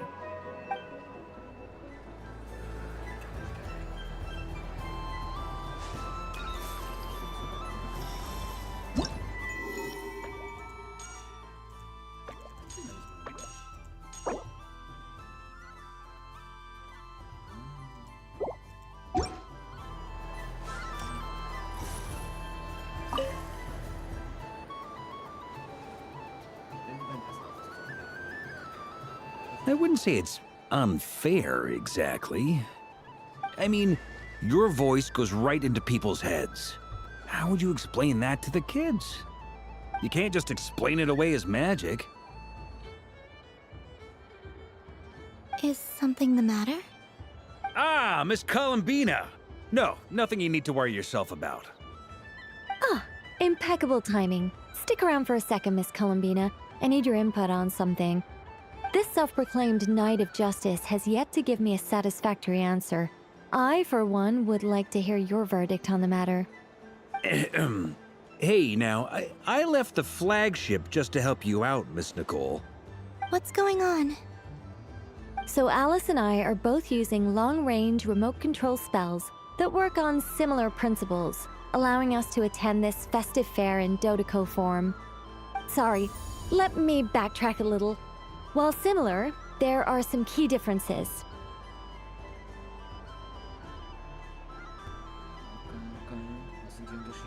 Alice, being a great mage, wanted her Dodoco to reflect something of her own charm and mystique. So she adjusted the way its tail moves when it spins around. An entirely gratuitous move, in my opinion. I hardly see how anyone is going to notice that. If anything, I'd say that anyone who stares intently enough at a Dodoco's tail to notice such a small detail is someone we ought to be highly concerned about. I only say this to emphasize that my question has nothing to do with tails. Now that we're clear on that, why is Alice's Dodoco permitted to interact directly with the children celebrating Moon Prayer Night, while mine is not? Your voice speaks directly into people's minds. See? Exactly what I said.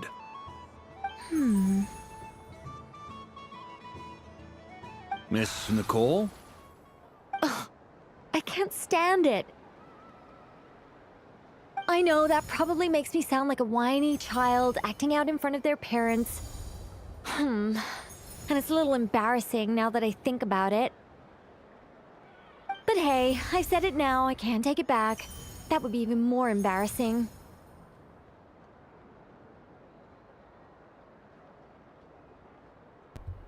Also, don't go reading too much into that analogy. It was off the top of my head. I'm actually an awful lot older than either of you. Miss Nicole, are you saying that you'd like someone to play the game you've prepared? I'm not so invested in that. It's just something cobbled together using items I borrowed from Alice. She probably didn't even make them herself. The point is, I want to know everyone's thoughts after they receive their prizes. But as you've said, I can't just ask. I've been biting my lip for so long, and I've had no one to vent my frustrations on. I thought this was going to be a nice, straightforward festival where I'd get the chance to guide people to treasure. Well, can I play? I can't guarantee that I'll win a prize, but... You will? I'd like to try. Then what are we waiting for? Let the game begin! It's like they forgot I was ever here. Ha!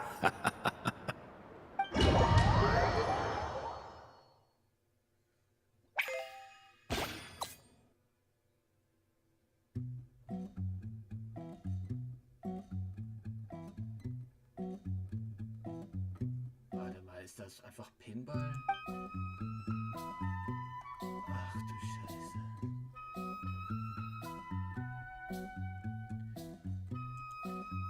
Wer interessiert sich denn noch für Pinball? Ist ja voll Müll.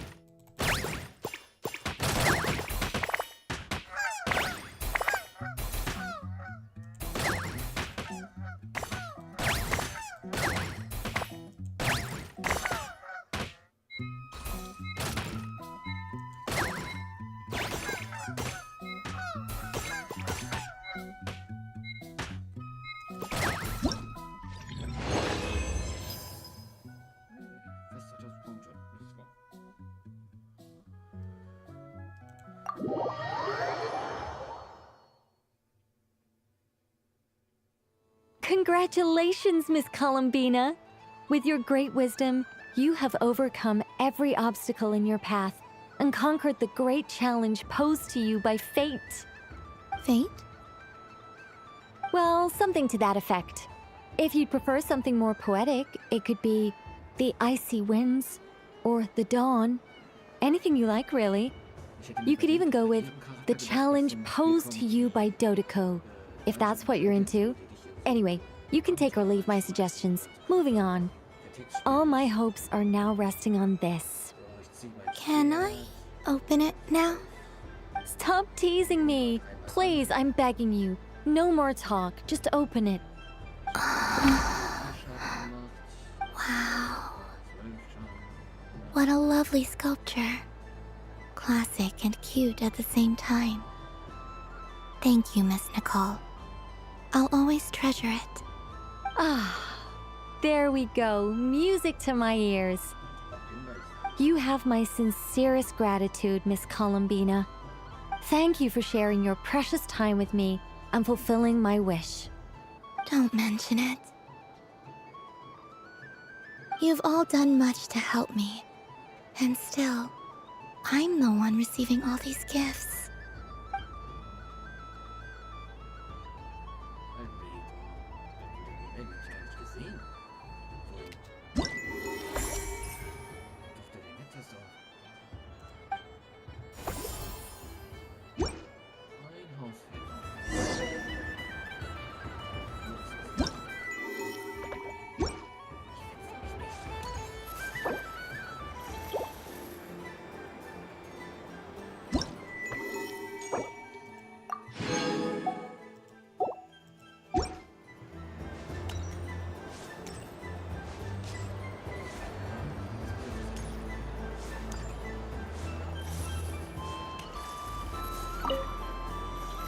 I've seen Linny and the other children play this game before. It would seem that it's not a bad way to relax, once in a while. Candy? Would you mind if I took a handful extra? I'm sure the children will enjoy them. I must say, Columbina, you really have changed. You never used to show this much consideration for other people, even when prompted. I'm sure Sandrone would agree when I say, I like the present version of you better.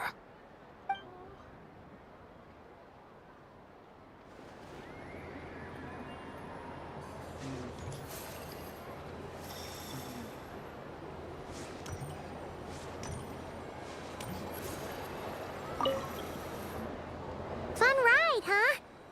You and Columbina looked pretty sad to leave. This isn't gonna make Paimon dizzy, is it? Oh, candy for us? Thanks a bunch, Columbina. Don't mind if we do. Whoa, this one's intense. But it's so tasty. What about you, Traveler? How does yours taste? Oh, sounds good. Paimon's drooling now. Are there any more Smetna candies in the box? Yes, I believe so. Okay, gotcha. Let's see.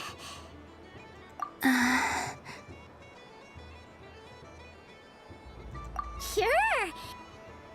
This one, and yep, this one looks right too. Okay, that's 3.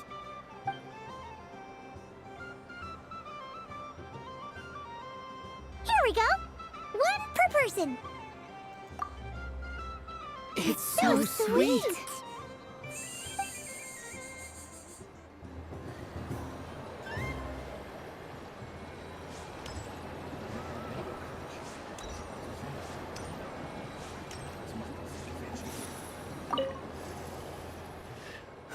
It'd be rude to just leave without saying anything.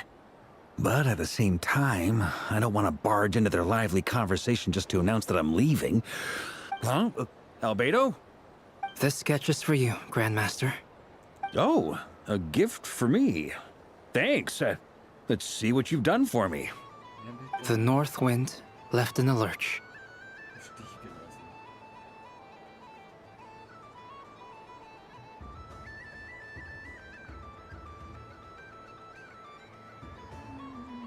Thank you. It seems I've picked lemon. It strikes a good balance between sweet and sour. This has piqued my curiosity. What if we were to add citrus and other spices, then enhance the flavor via caramelization? I wonder what the end product would be like. Perhaps I should take the time to try this out.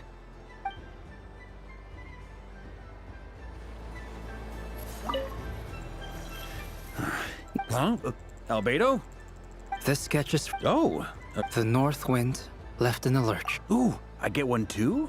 Nice, thanks. What is that? Oh, it's so familiar. Don't tell me. Oh, I got it. It's like the candy jar dropped into a vat of today's boon. Seems I'm a proud recipient of today's Feast of the Moon, huh?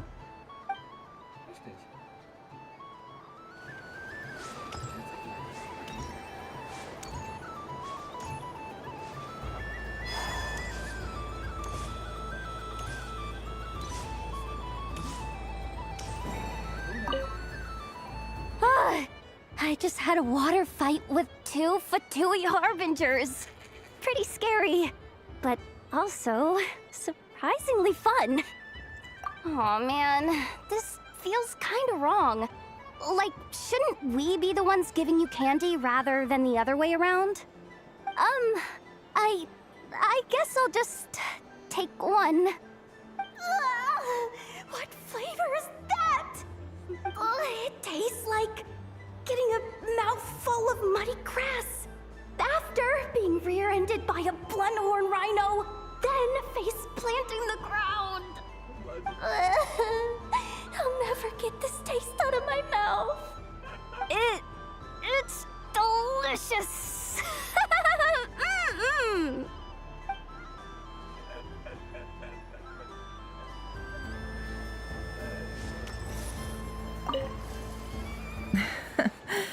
That was fun. It's a shame Ashru doesn't like playing with water, or I'd have roped him in as well.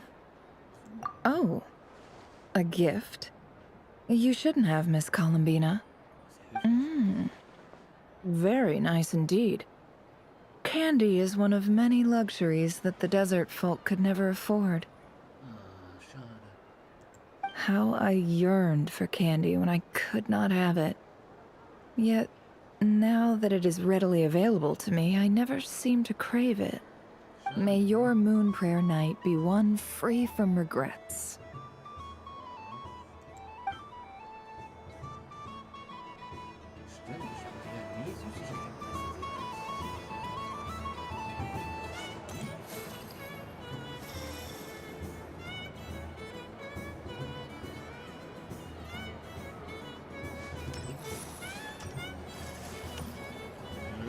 Something about festive lighting always... This is most thoughtful of you, Miss Columbina. Kindness exudes... Forgive me, but I shall have to enjoy this gift a little later. I hope that the flavor I chose is not the only one of its kind. If others were denied the chance to sample such kindness as you have shown to me, it would be a great pity indeed.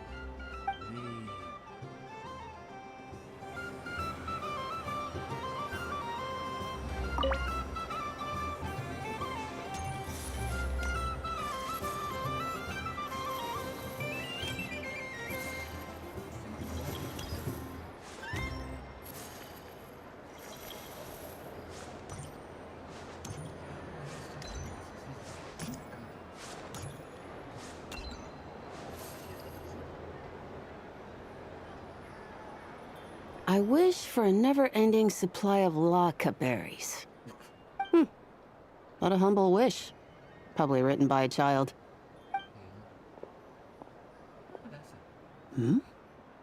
Is that Lauma the Moon Chanter?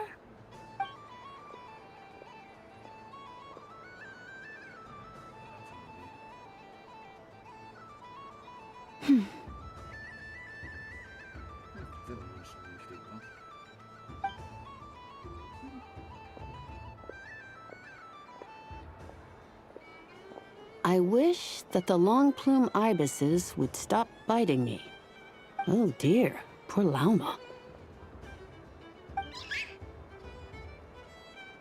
All right, I'll write that one down for you. I got it. While everyone else is celebrating Moon Prayer Night, as busy as ever. I don't mind. It's rewarding work. A good kind of busy. My antlers are at their heaviest tonight, and the Kuvaki waves are especially strong. But as I help these dear friends hang their wishes up, I feel a great peace within myself that is hard to describe. You see, they are all such beautiful wishes, and they are ones that we can fulfill by our own strength. Do you blame me, Llama? I want to hear your honest answer. It is by the help of so many people that I can return to the moon. But I feel as though I've hardly done anything in return. You've done plenty, Columbina. I say this in earnest, both as someone who knows your history, and also as a friend who has seen what you've been through. What about as a moon chanter? I feel proud to honor our moon goddess's wish, and I'm sure any moon chanter in history would have felt the same way. Thank you for your kind words, Llama. But... Since you asked for my honesty, I won't lie to you. My feelings are mixed right now. Besides pride, I also feel... I suppose it's a reluctance to let go. Once you return to the moon, we will be far apart and separated by a false sky. I'm sure those of us left behind will gaze up at that sky, yearning for the moon once in a while, just as you used to do. I will miss you, Llama. I will miss you all. I hope to stay in touch. I will try and find some way to send messages down from the moon. Perhaps you could use Kuvaki. I've heard Yehoda say that signals can be sent using long and short waves, or strong and weak lights. That sounds a little complicated. What if we forget what the signals mean? We could prepare a codebook beforehand, but... You're right. It wouldn't really suit you. Still, whatever happens, I believe that you will find your own unique way of communicating with us. And now that I think about that, my heart feels lighter. Because you trust in me? Yes. I have faith in you, and in the power of truth. In my experience, the truth tends to be difficult. But that's what makes it stand out from what is false. So I'm confident that your thoughts and your love will shine through the curtain of lies. We will know it when we see it. Thank you. Now, could you help me hang up my wish? Is this? I wish that all who dwell in this moonlit world can find a place to belong. And I wish that I shall one day see my friends again. It's 2 wishes. I hope that's not too greedy of me. Not at all. And I think you speak for us all with the second one.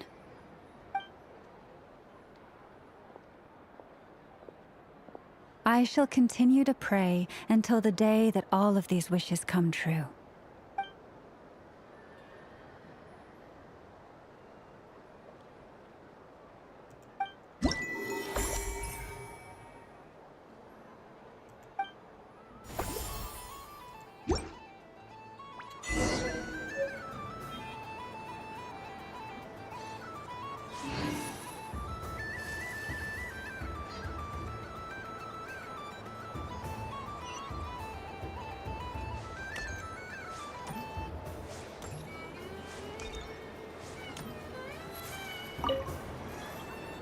Traveler. Hey there, Columbina!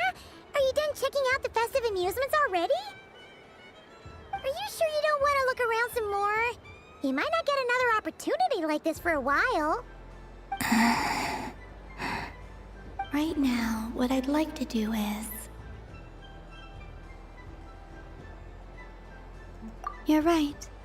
I'm not ready for this night to end just yet. Yeah, that's the spirit! Take your time, Columbina! Columbina. The most important thing is to have no regrets. I'll be right here if you need us. Okay. Thank you.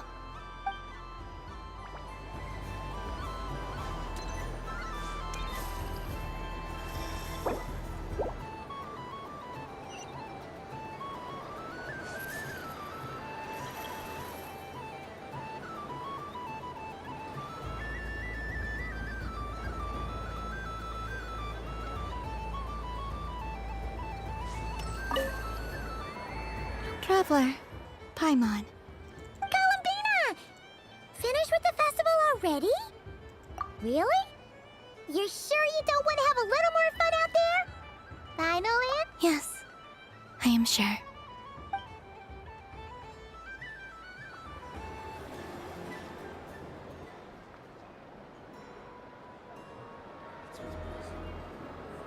This was the most fun I've ever had on a moon prayer night. Everywhere I went, people were saying, "Welcome home," and there were friends at every turn. I only wish it could last longer than one night. Oh. Alles happy und jetzt geht's gleich richtig weg. Und kein Weg mehr hoch. Yes, you're right. The moon prayer blossoms. Ooh, look! Look! Moon prayer night has come. Zu spät.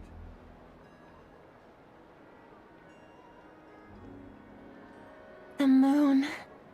It's so beautiful. Happy Moon Prayer Night, dear. Happy Moon Prayer Night!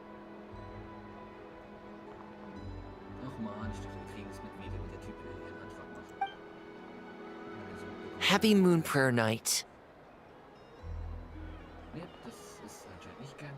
Wir brauchen das Aww. Aber jetzt müsste gleich der Doktor alles zerstören.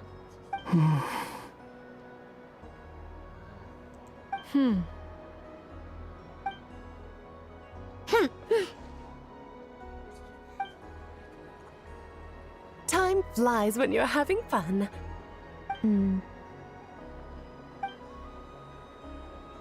Oh.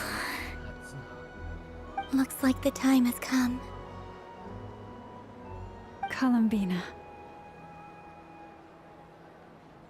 You're heading off, then? Yes, to the ruins you mentioned. And from there, back home to the moon. Wait! I know? At least... Take one of our craft shop's crumb cookies up to the moon with you. You know, for a snack. Sure, why not?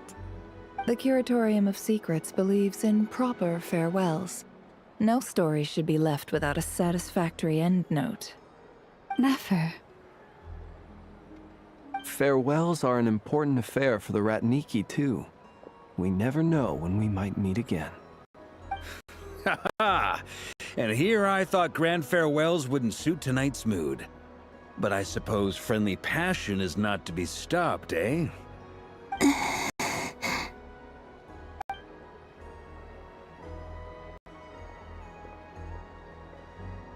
We made a little something for you, Columbina. Ta-da! What is it? A Moon Prayer Night greeting card with drawings by all of your friends. You did mention that you'd like a portrait done, so I took the liberty of creating one for you. I, meanwhile, did the portrait of Mr. Albedo, and Mr. Varka did the same for me. I mean, I think my work was pretty true to life, don't you think? The picture of Ashru was my doing. The two of you seem to get along rather well. Wait, was I the only one who did a full body picture? That's so embarrassing. I did pictures of me and Anefa. I did my own portrait and one for Hat Guy. Plus, there's the two mages, Arlecchino and Sandrune. So, if you ever miss us, just flip the card open and we'll all be right there with you. I don't know what to say. Thank you so much, everyone. This whole moon prayer night was more than I could have ever asked for. It is the greatest gift I have ever received. Lauma, I figured it out. Figured what out? Remember how the Frost Moon Scions used to use milk as invisible ink to write hidden messages? That was a very long time ago. Oh, are you saying? Yes. When I miss you all, I shall use moonlight in the same way, to write words that only you can see upon the moon itself. Wow, that sounds lovely. Quite. But how will we see them? Simply open your windows on nights when the moon shines bright, and the moonlight will naturally flow towards the words I have written. That sounds most fitting indeed. Very true to form. I'll try to write them in places that won't disturb your sleep. I, for one, would sleep all the better for having read one of your messages before settling down for the night. Exactly. So don't worry about disturbing anyone's sleep. Just promise you'll write to let us know you're okay, alright? All right. I promise.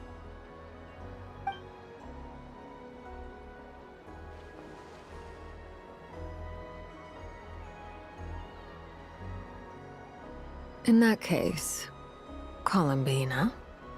I'm ready.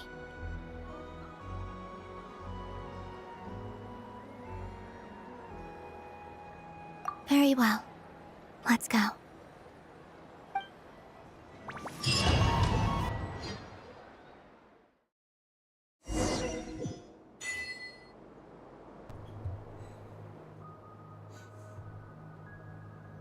Meine Vermutung ist, In just a few moments, I will be gone. wir fangen mit den Ritualen an. I still don't know what to expect on the moon. Klaut alles. Will I really be able to send messages to my friends?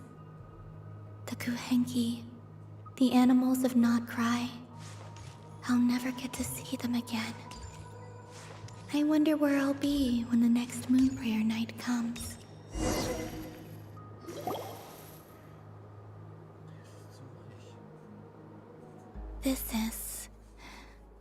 This is where the people of Hyperborea used to communicate with the moons.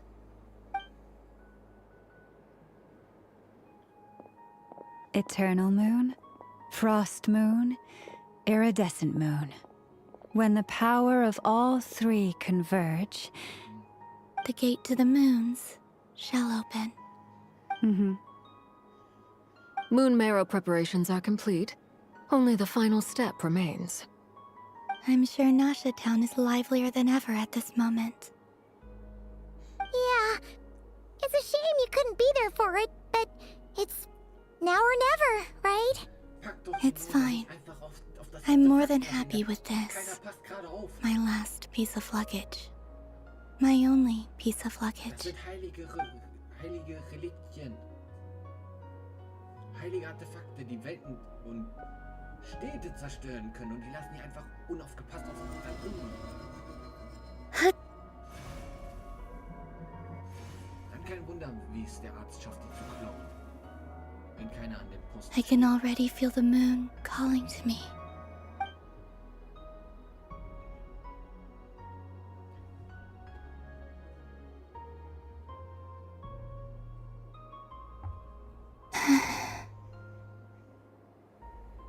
Your home lies on the far side of this light, Columbina. from now on, we will at last have a reason to pray to the true moon. Columbina. Yes? I'm listening. Be sure to come back and see us when you get the chance.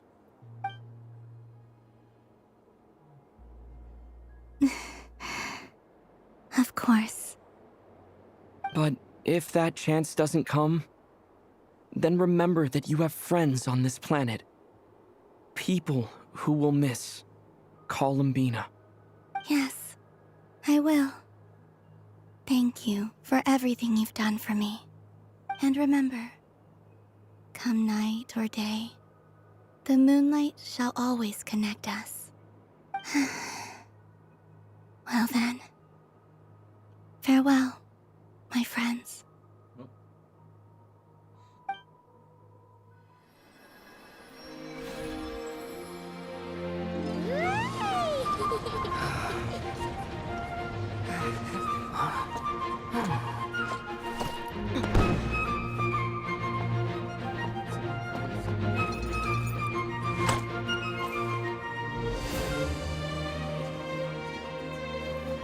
Thank you. This was my happiest night in Tevat. Farewell, Columbina.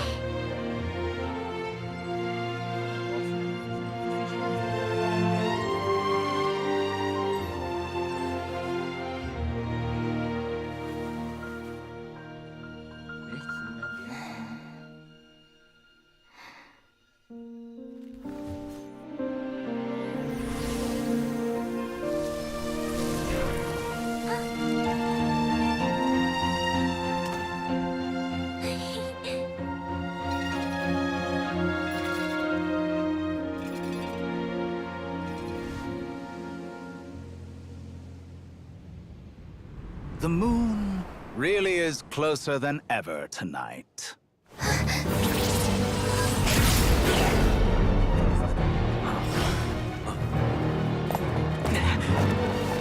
Columbina. All 3 moons in one place. Time for one final experiment. Reason, life, death, time, and space. They all believed I would fail.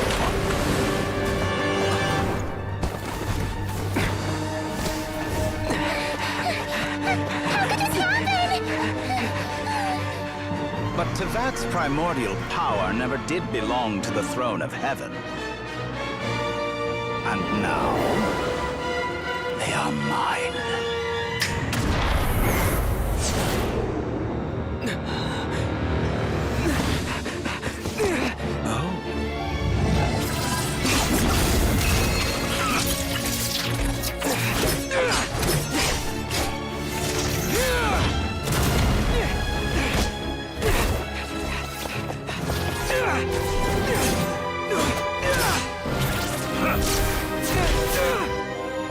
No, as long as I'm here.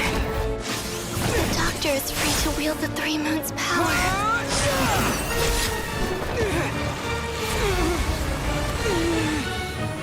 It's the only way.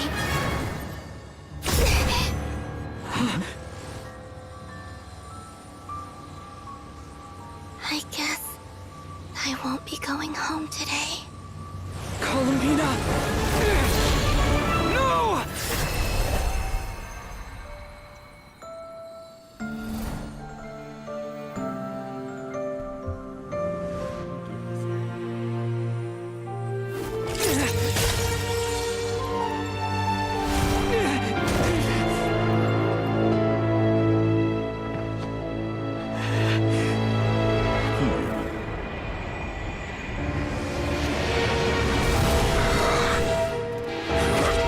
Stubborn world, do not try to control me!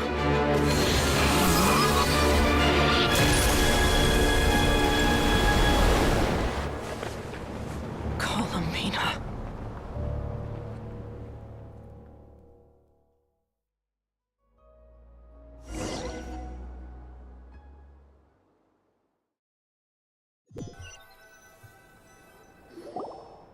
Ich hab's noch gesagt, das ist sein Stil. Es ist so ruhig, man weiß, der ist da, dann taucht er auf, wenn man damit nicht rechnet.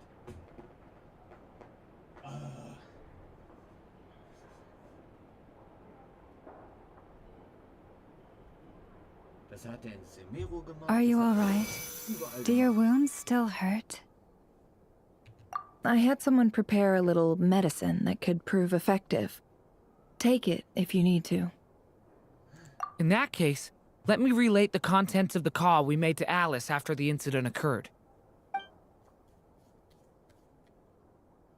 That Dottore is a crafty one. He distracted the Hexenzirkel by creating a huge fuss at Tevat's borders.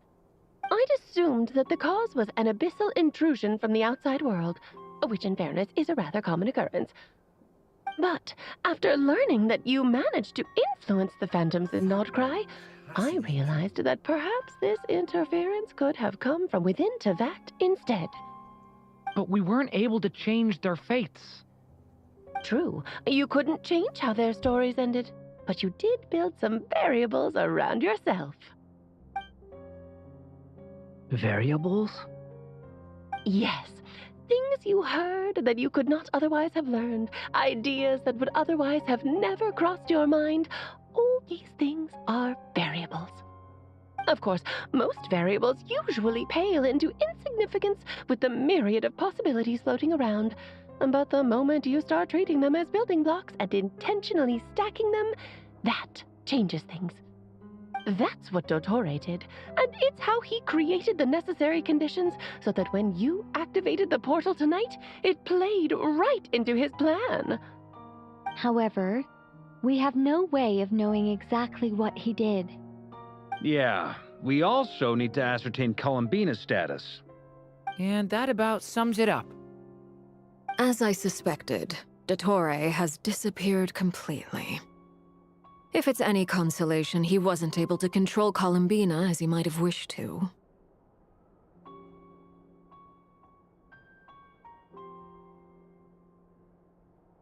Oh no!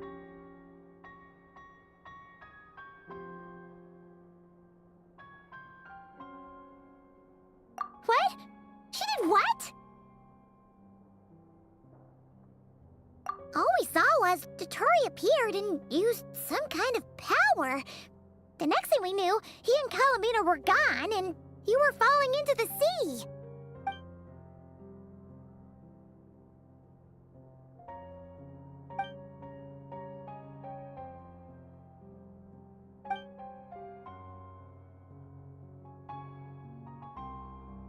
So, Columbina intentionally opened the Moon Gate and escaped into the same mysterious world as Rerir and Thalindis. Sounds like bad news.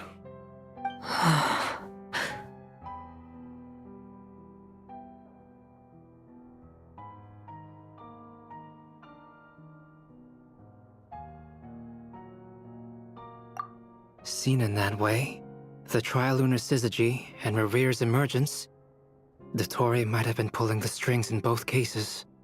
According to Miss Alice, he is attempting to transcend his destiny and finish an experiment that only a god might complete.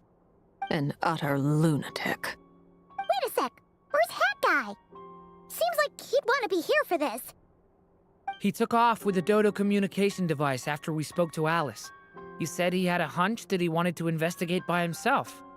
The look on his face was terrifying. I've never seen him like that before.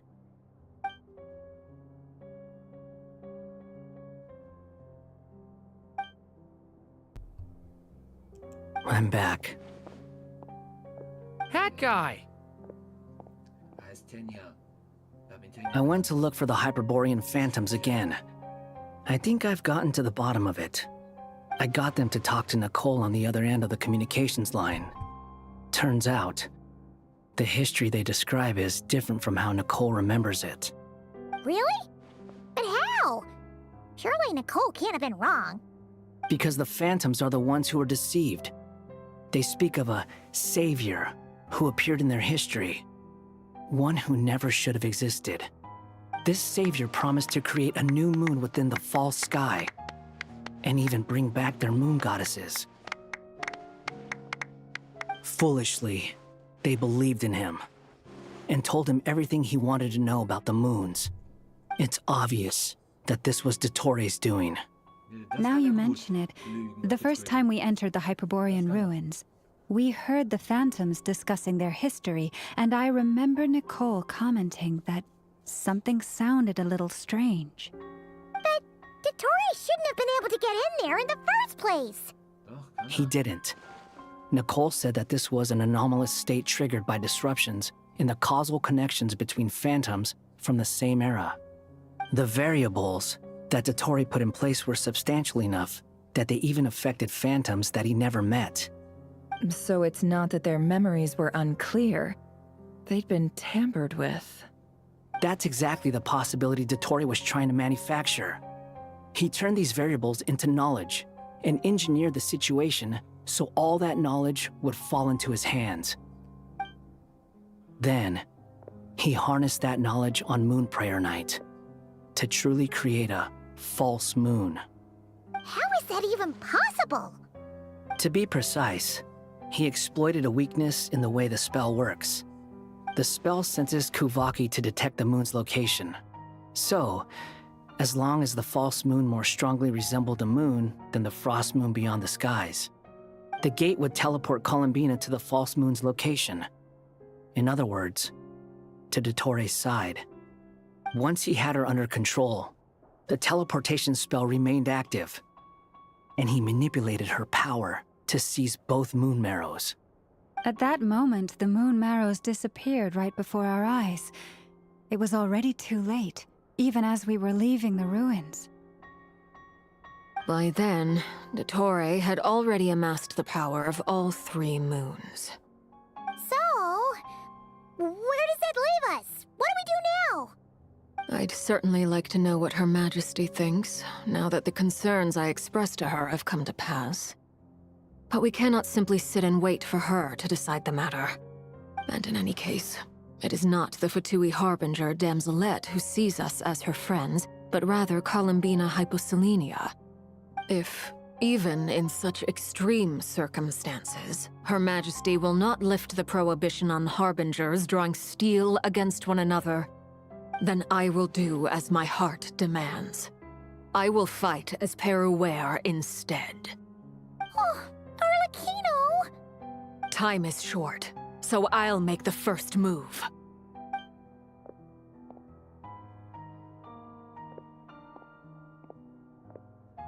Whew. Even Arlecchino seems to be losing her cool now.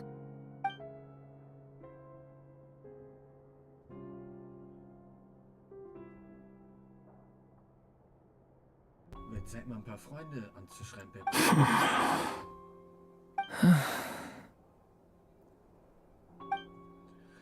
Wir haben den... All right. Lose those dejected looks for a moment and let me get a word in. It looks bad, I won't lie. Very bad, in fact. So Dottore's pulled some real dirty tricks to gain the upper hand. For now. And yeah, it's to the point where even the mages say that his variables have affected destiny. I'm not so sure, though. Many have told me that Tevat's destiny is fixed, and that does appear to be the case. Well, what makes Dottore so sure he'll be the exception? And since he was able to stack these variables up, who's to say we can't do the same? You of all people should not be discouraged, traveler from afar. This isn't over yet. And you're not alone in that. Everyone here does, whether they've spoken thus far or not. But none of us are the type to sit back and wait for the sun to shine again. That's exactly how a knight should roll. If they knock you down, you get back up and get back in it. Don't forget, honorary knight, you're legit. Mark is right. This is far from over. Dottore's already way overdue a butt-kicking given his past shenanigans. And after this, he's earned himself a double dose. That's what I'm talking about. How's everyone else feeling? I'll use Kuvaki to investigate Columbina's whereabouts. I am not ready to give up either. Leave the intel gathering to me. Whatever happens within Nodcry's borders, when the Curatorium of Secrets wants to be in the know, we always find a way. Ano and I will do all we can to support you. We will attempt to reverse engineer Dottore's actions and seek a breakthrough that way. Alice and Nicole are busy dealing with an emergency at Tevat's borders, so they can't return just yet. But they're both very angry about this. They've asked Albedo and me to act on the Hexenzirkel's behalf and do everything in our power to fight back against Dottore. Are you ready then? We're going to have to conduct a lot of research, even in the early stages. I'll do my best. As for me, I'm pretty familiar with Dotori's way of doing things, so I can try to predict his next move. I'll help with your investigation. Nice! Looks like we have our basic division of labor. I'll get in touch with Flint's and Itlua, get them to have a chat with their Starshiner. It couldn't hurt to bring the Lightkeepers on board as well. At the same time, I'll pass on instructions to the Knights present in Nodcry to assist the Lightkeepers and other organizations in ensuring the safety of those living here. Yeah! We'll show him! That's it then. Good luck, everyone.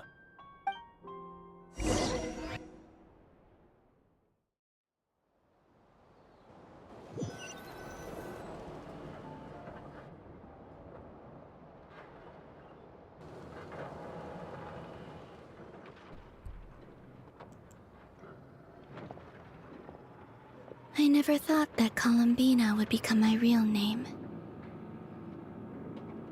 It went from being a Fatui code name to something my friends call me. And remember, come night or day, the moonlight shall always connect us.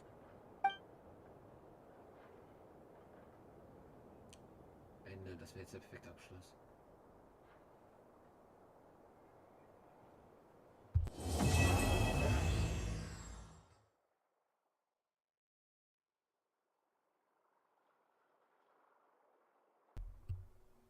Oh no.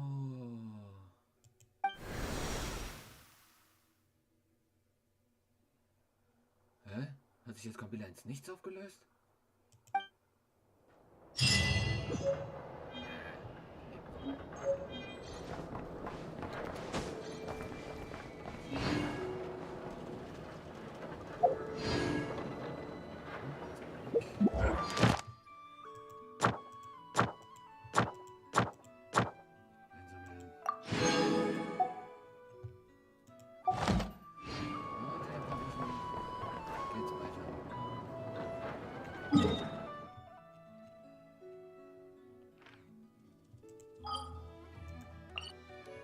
Yippie, da stelle ich schon mal hier für meine täglichen Quests.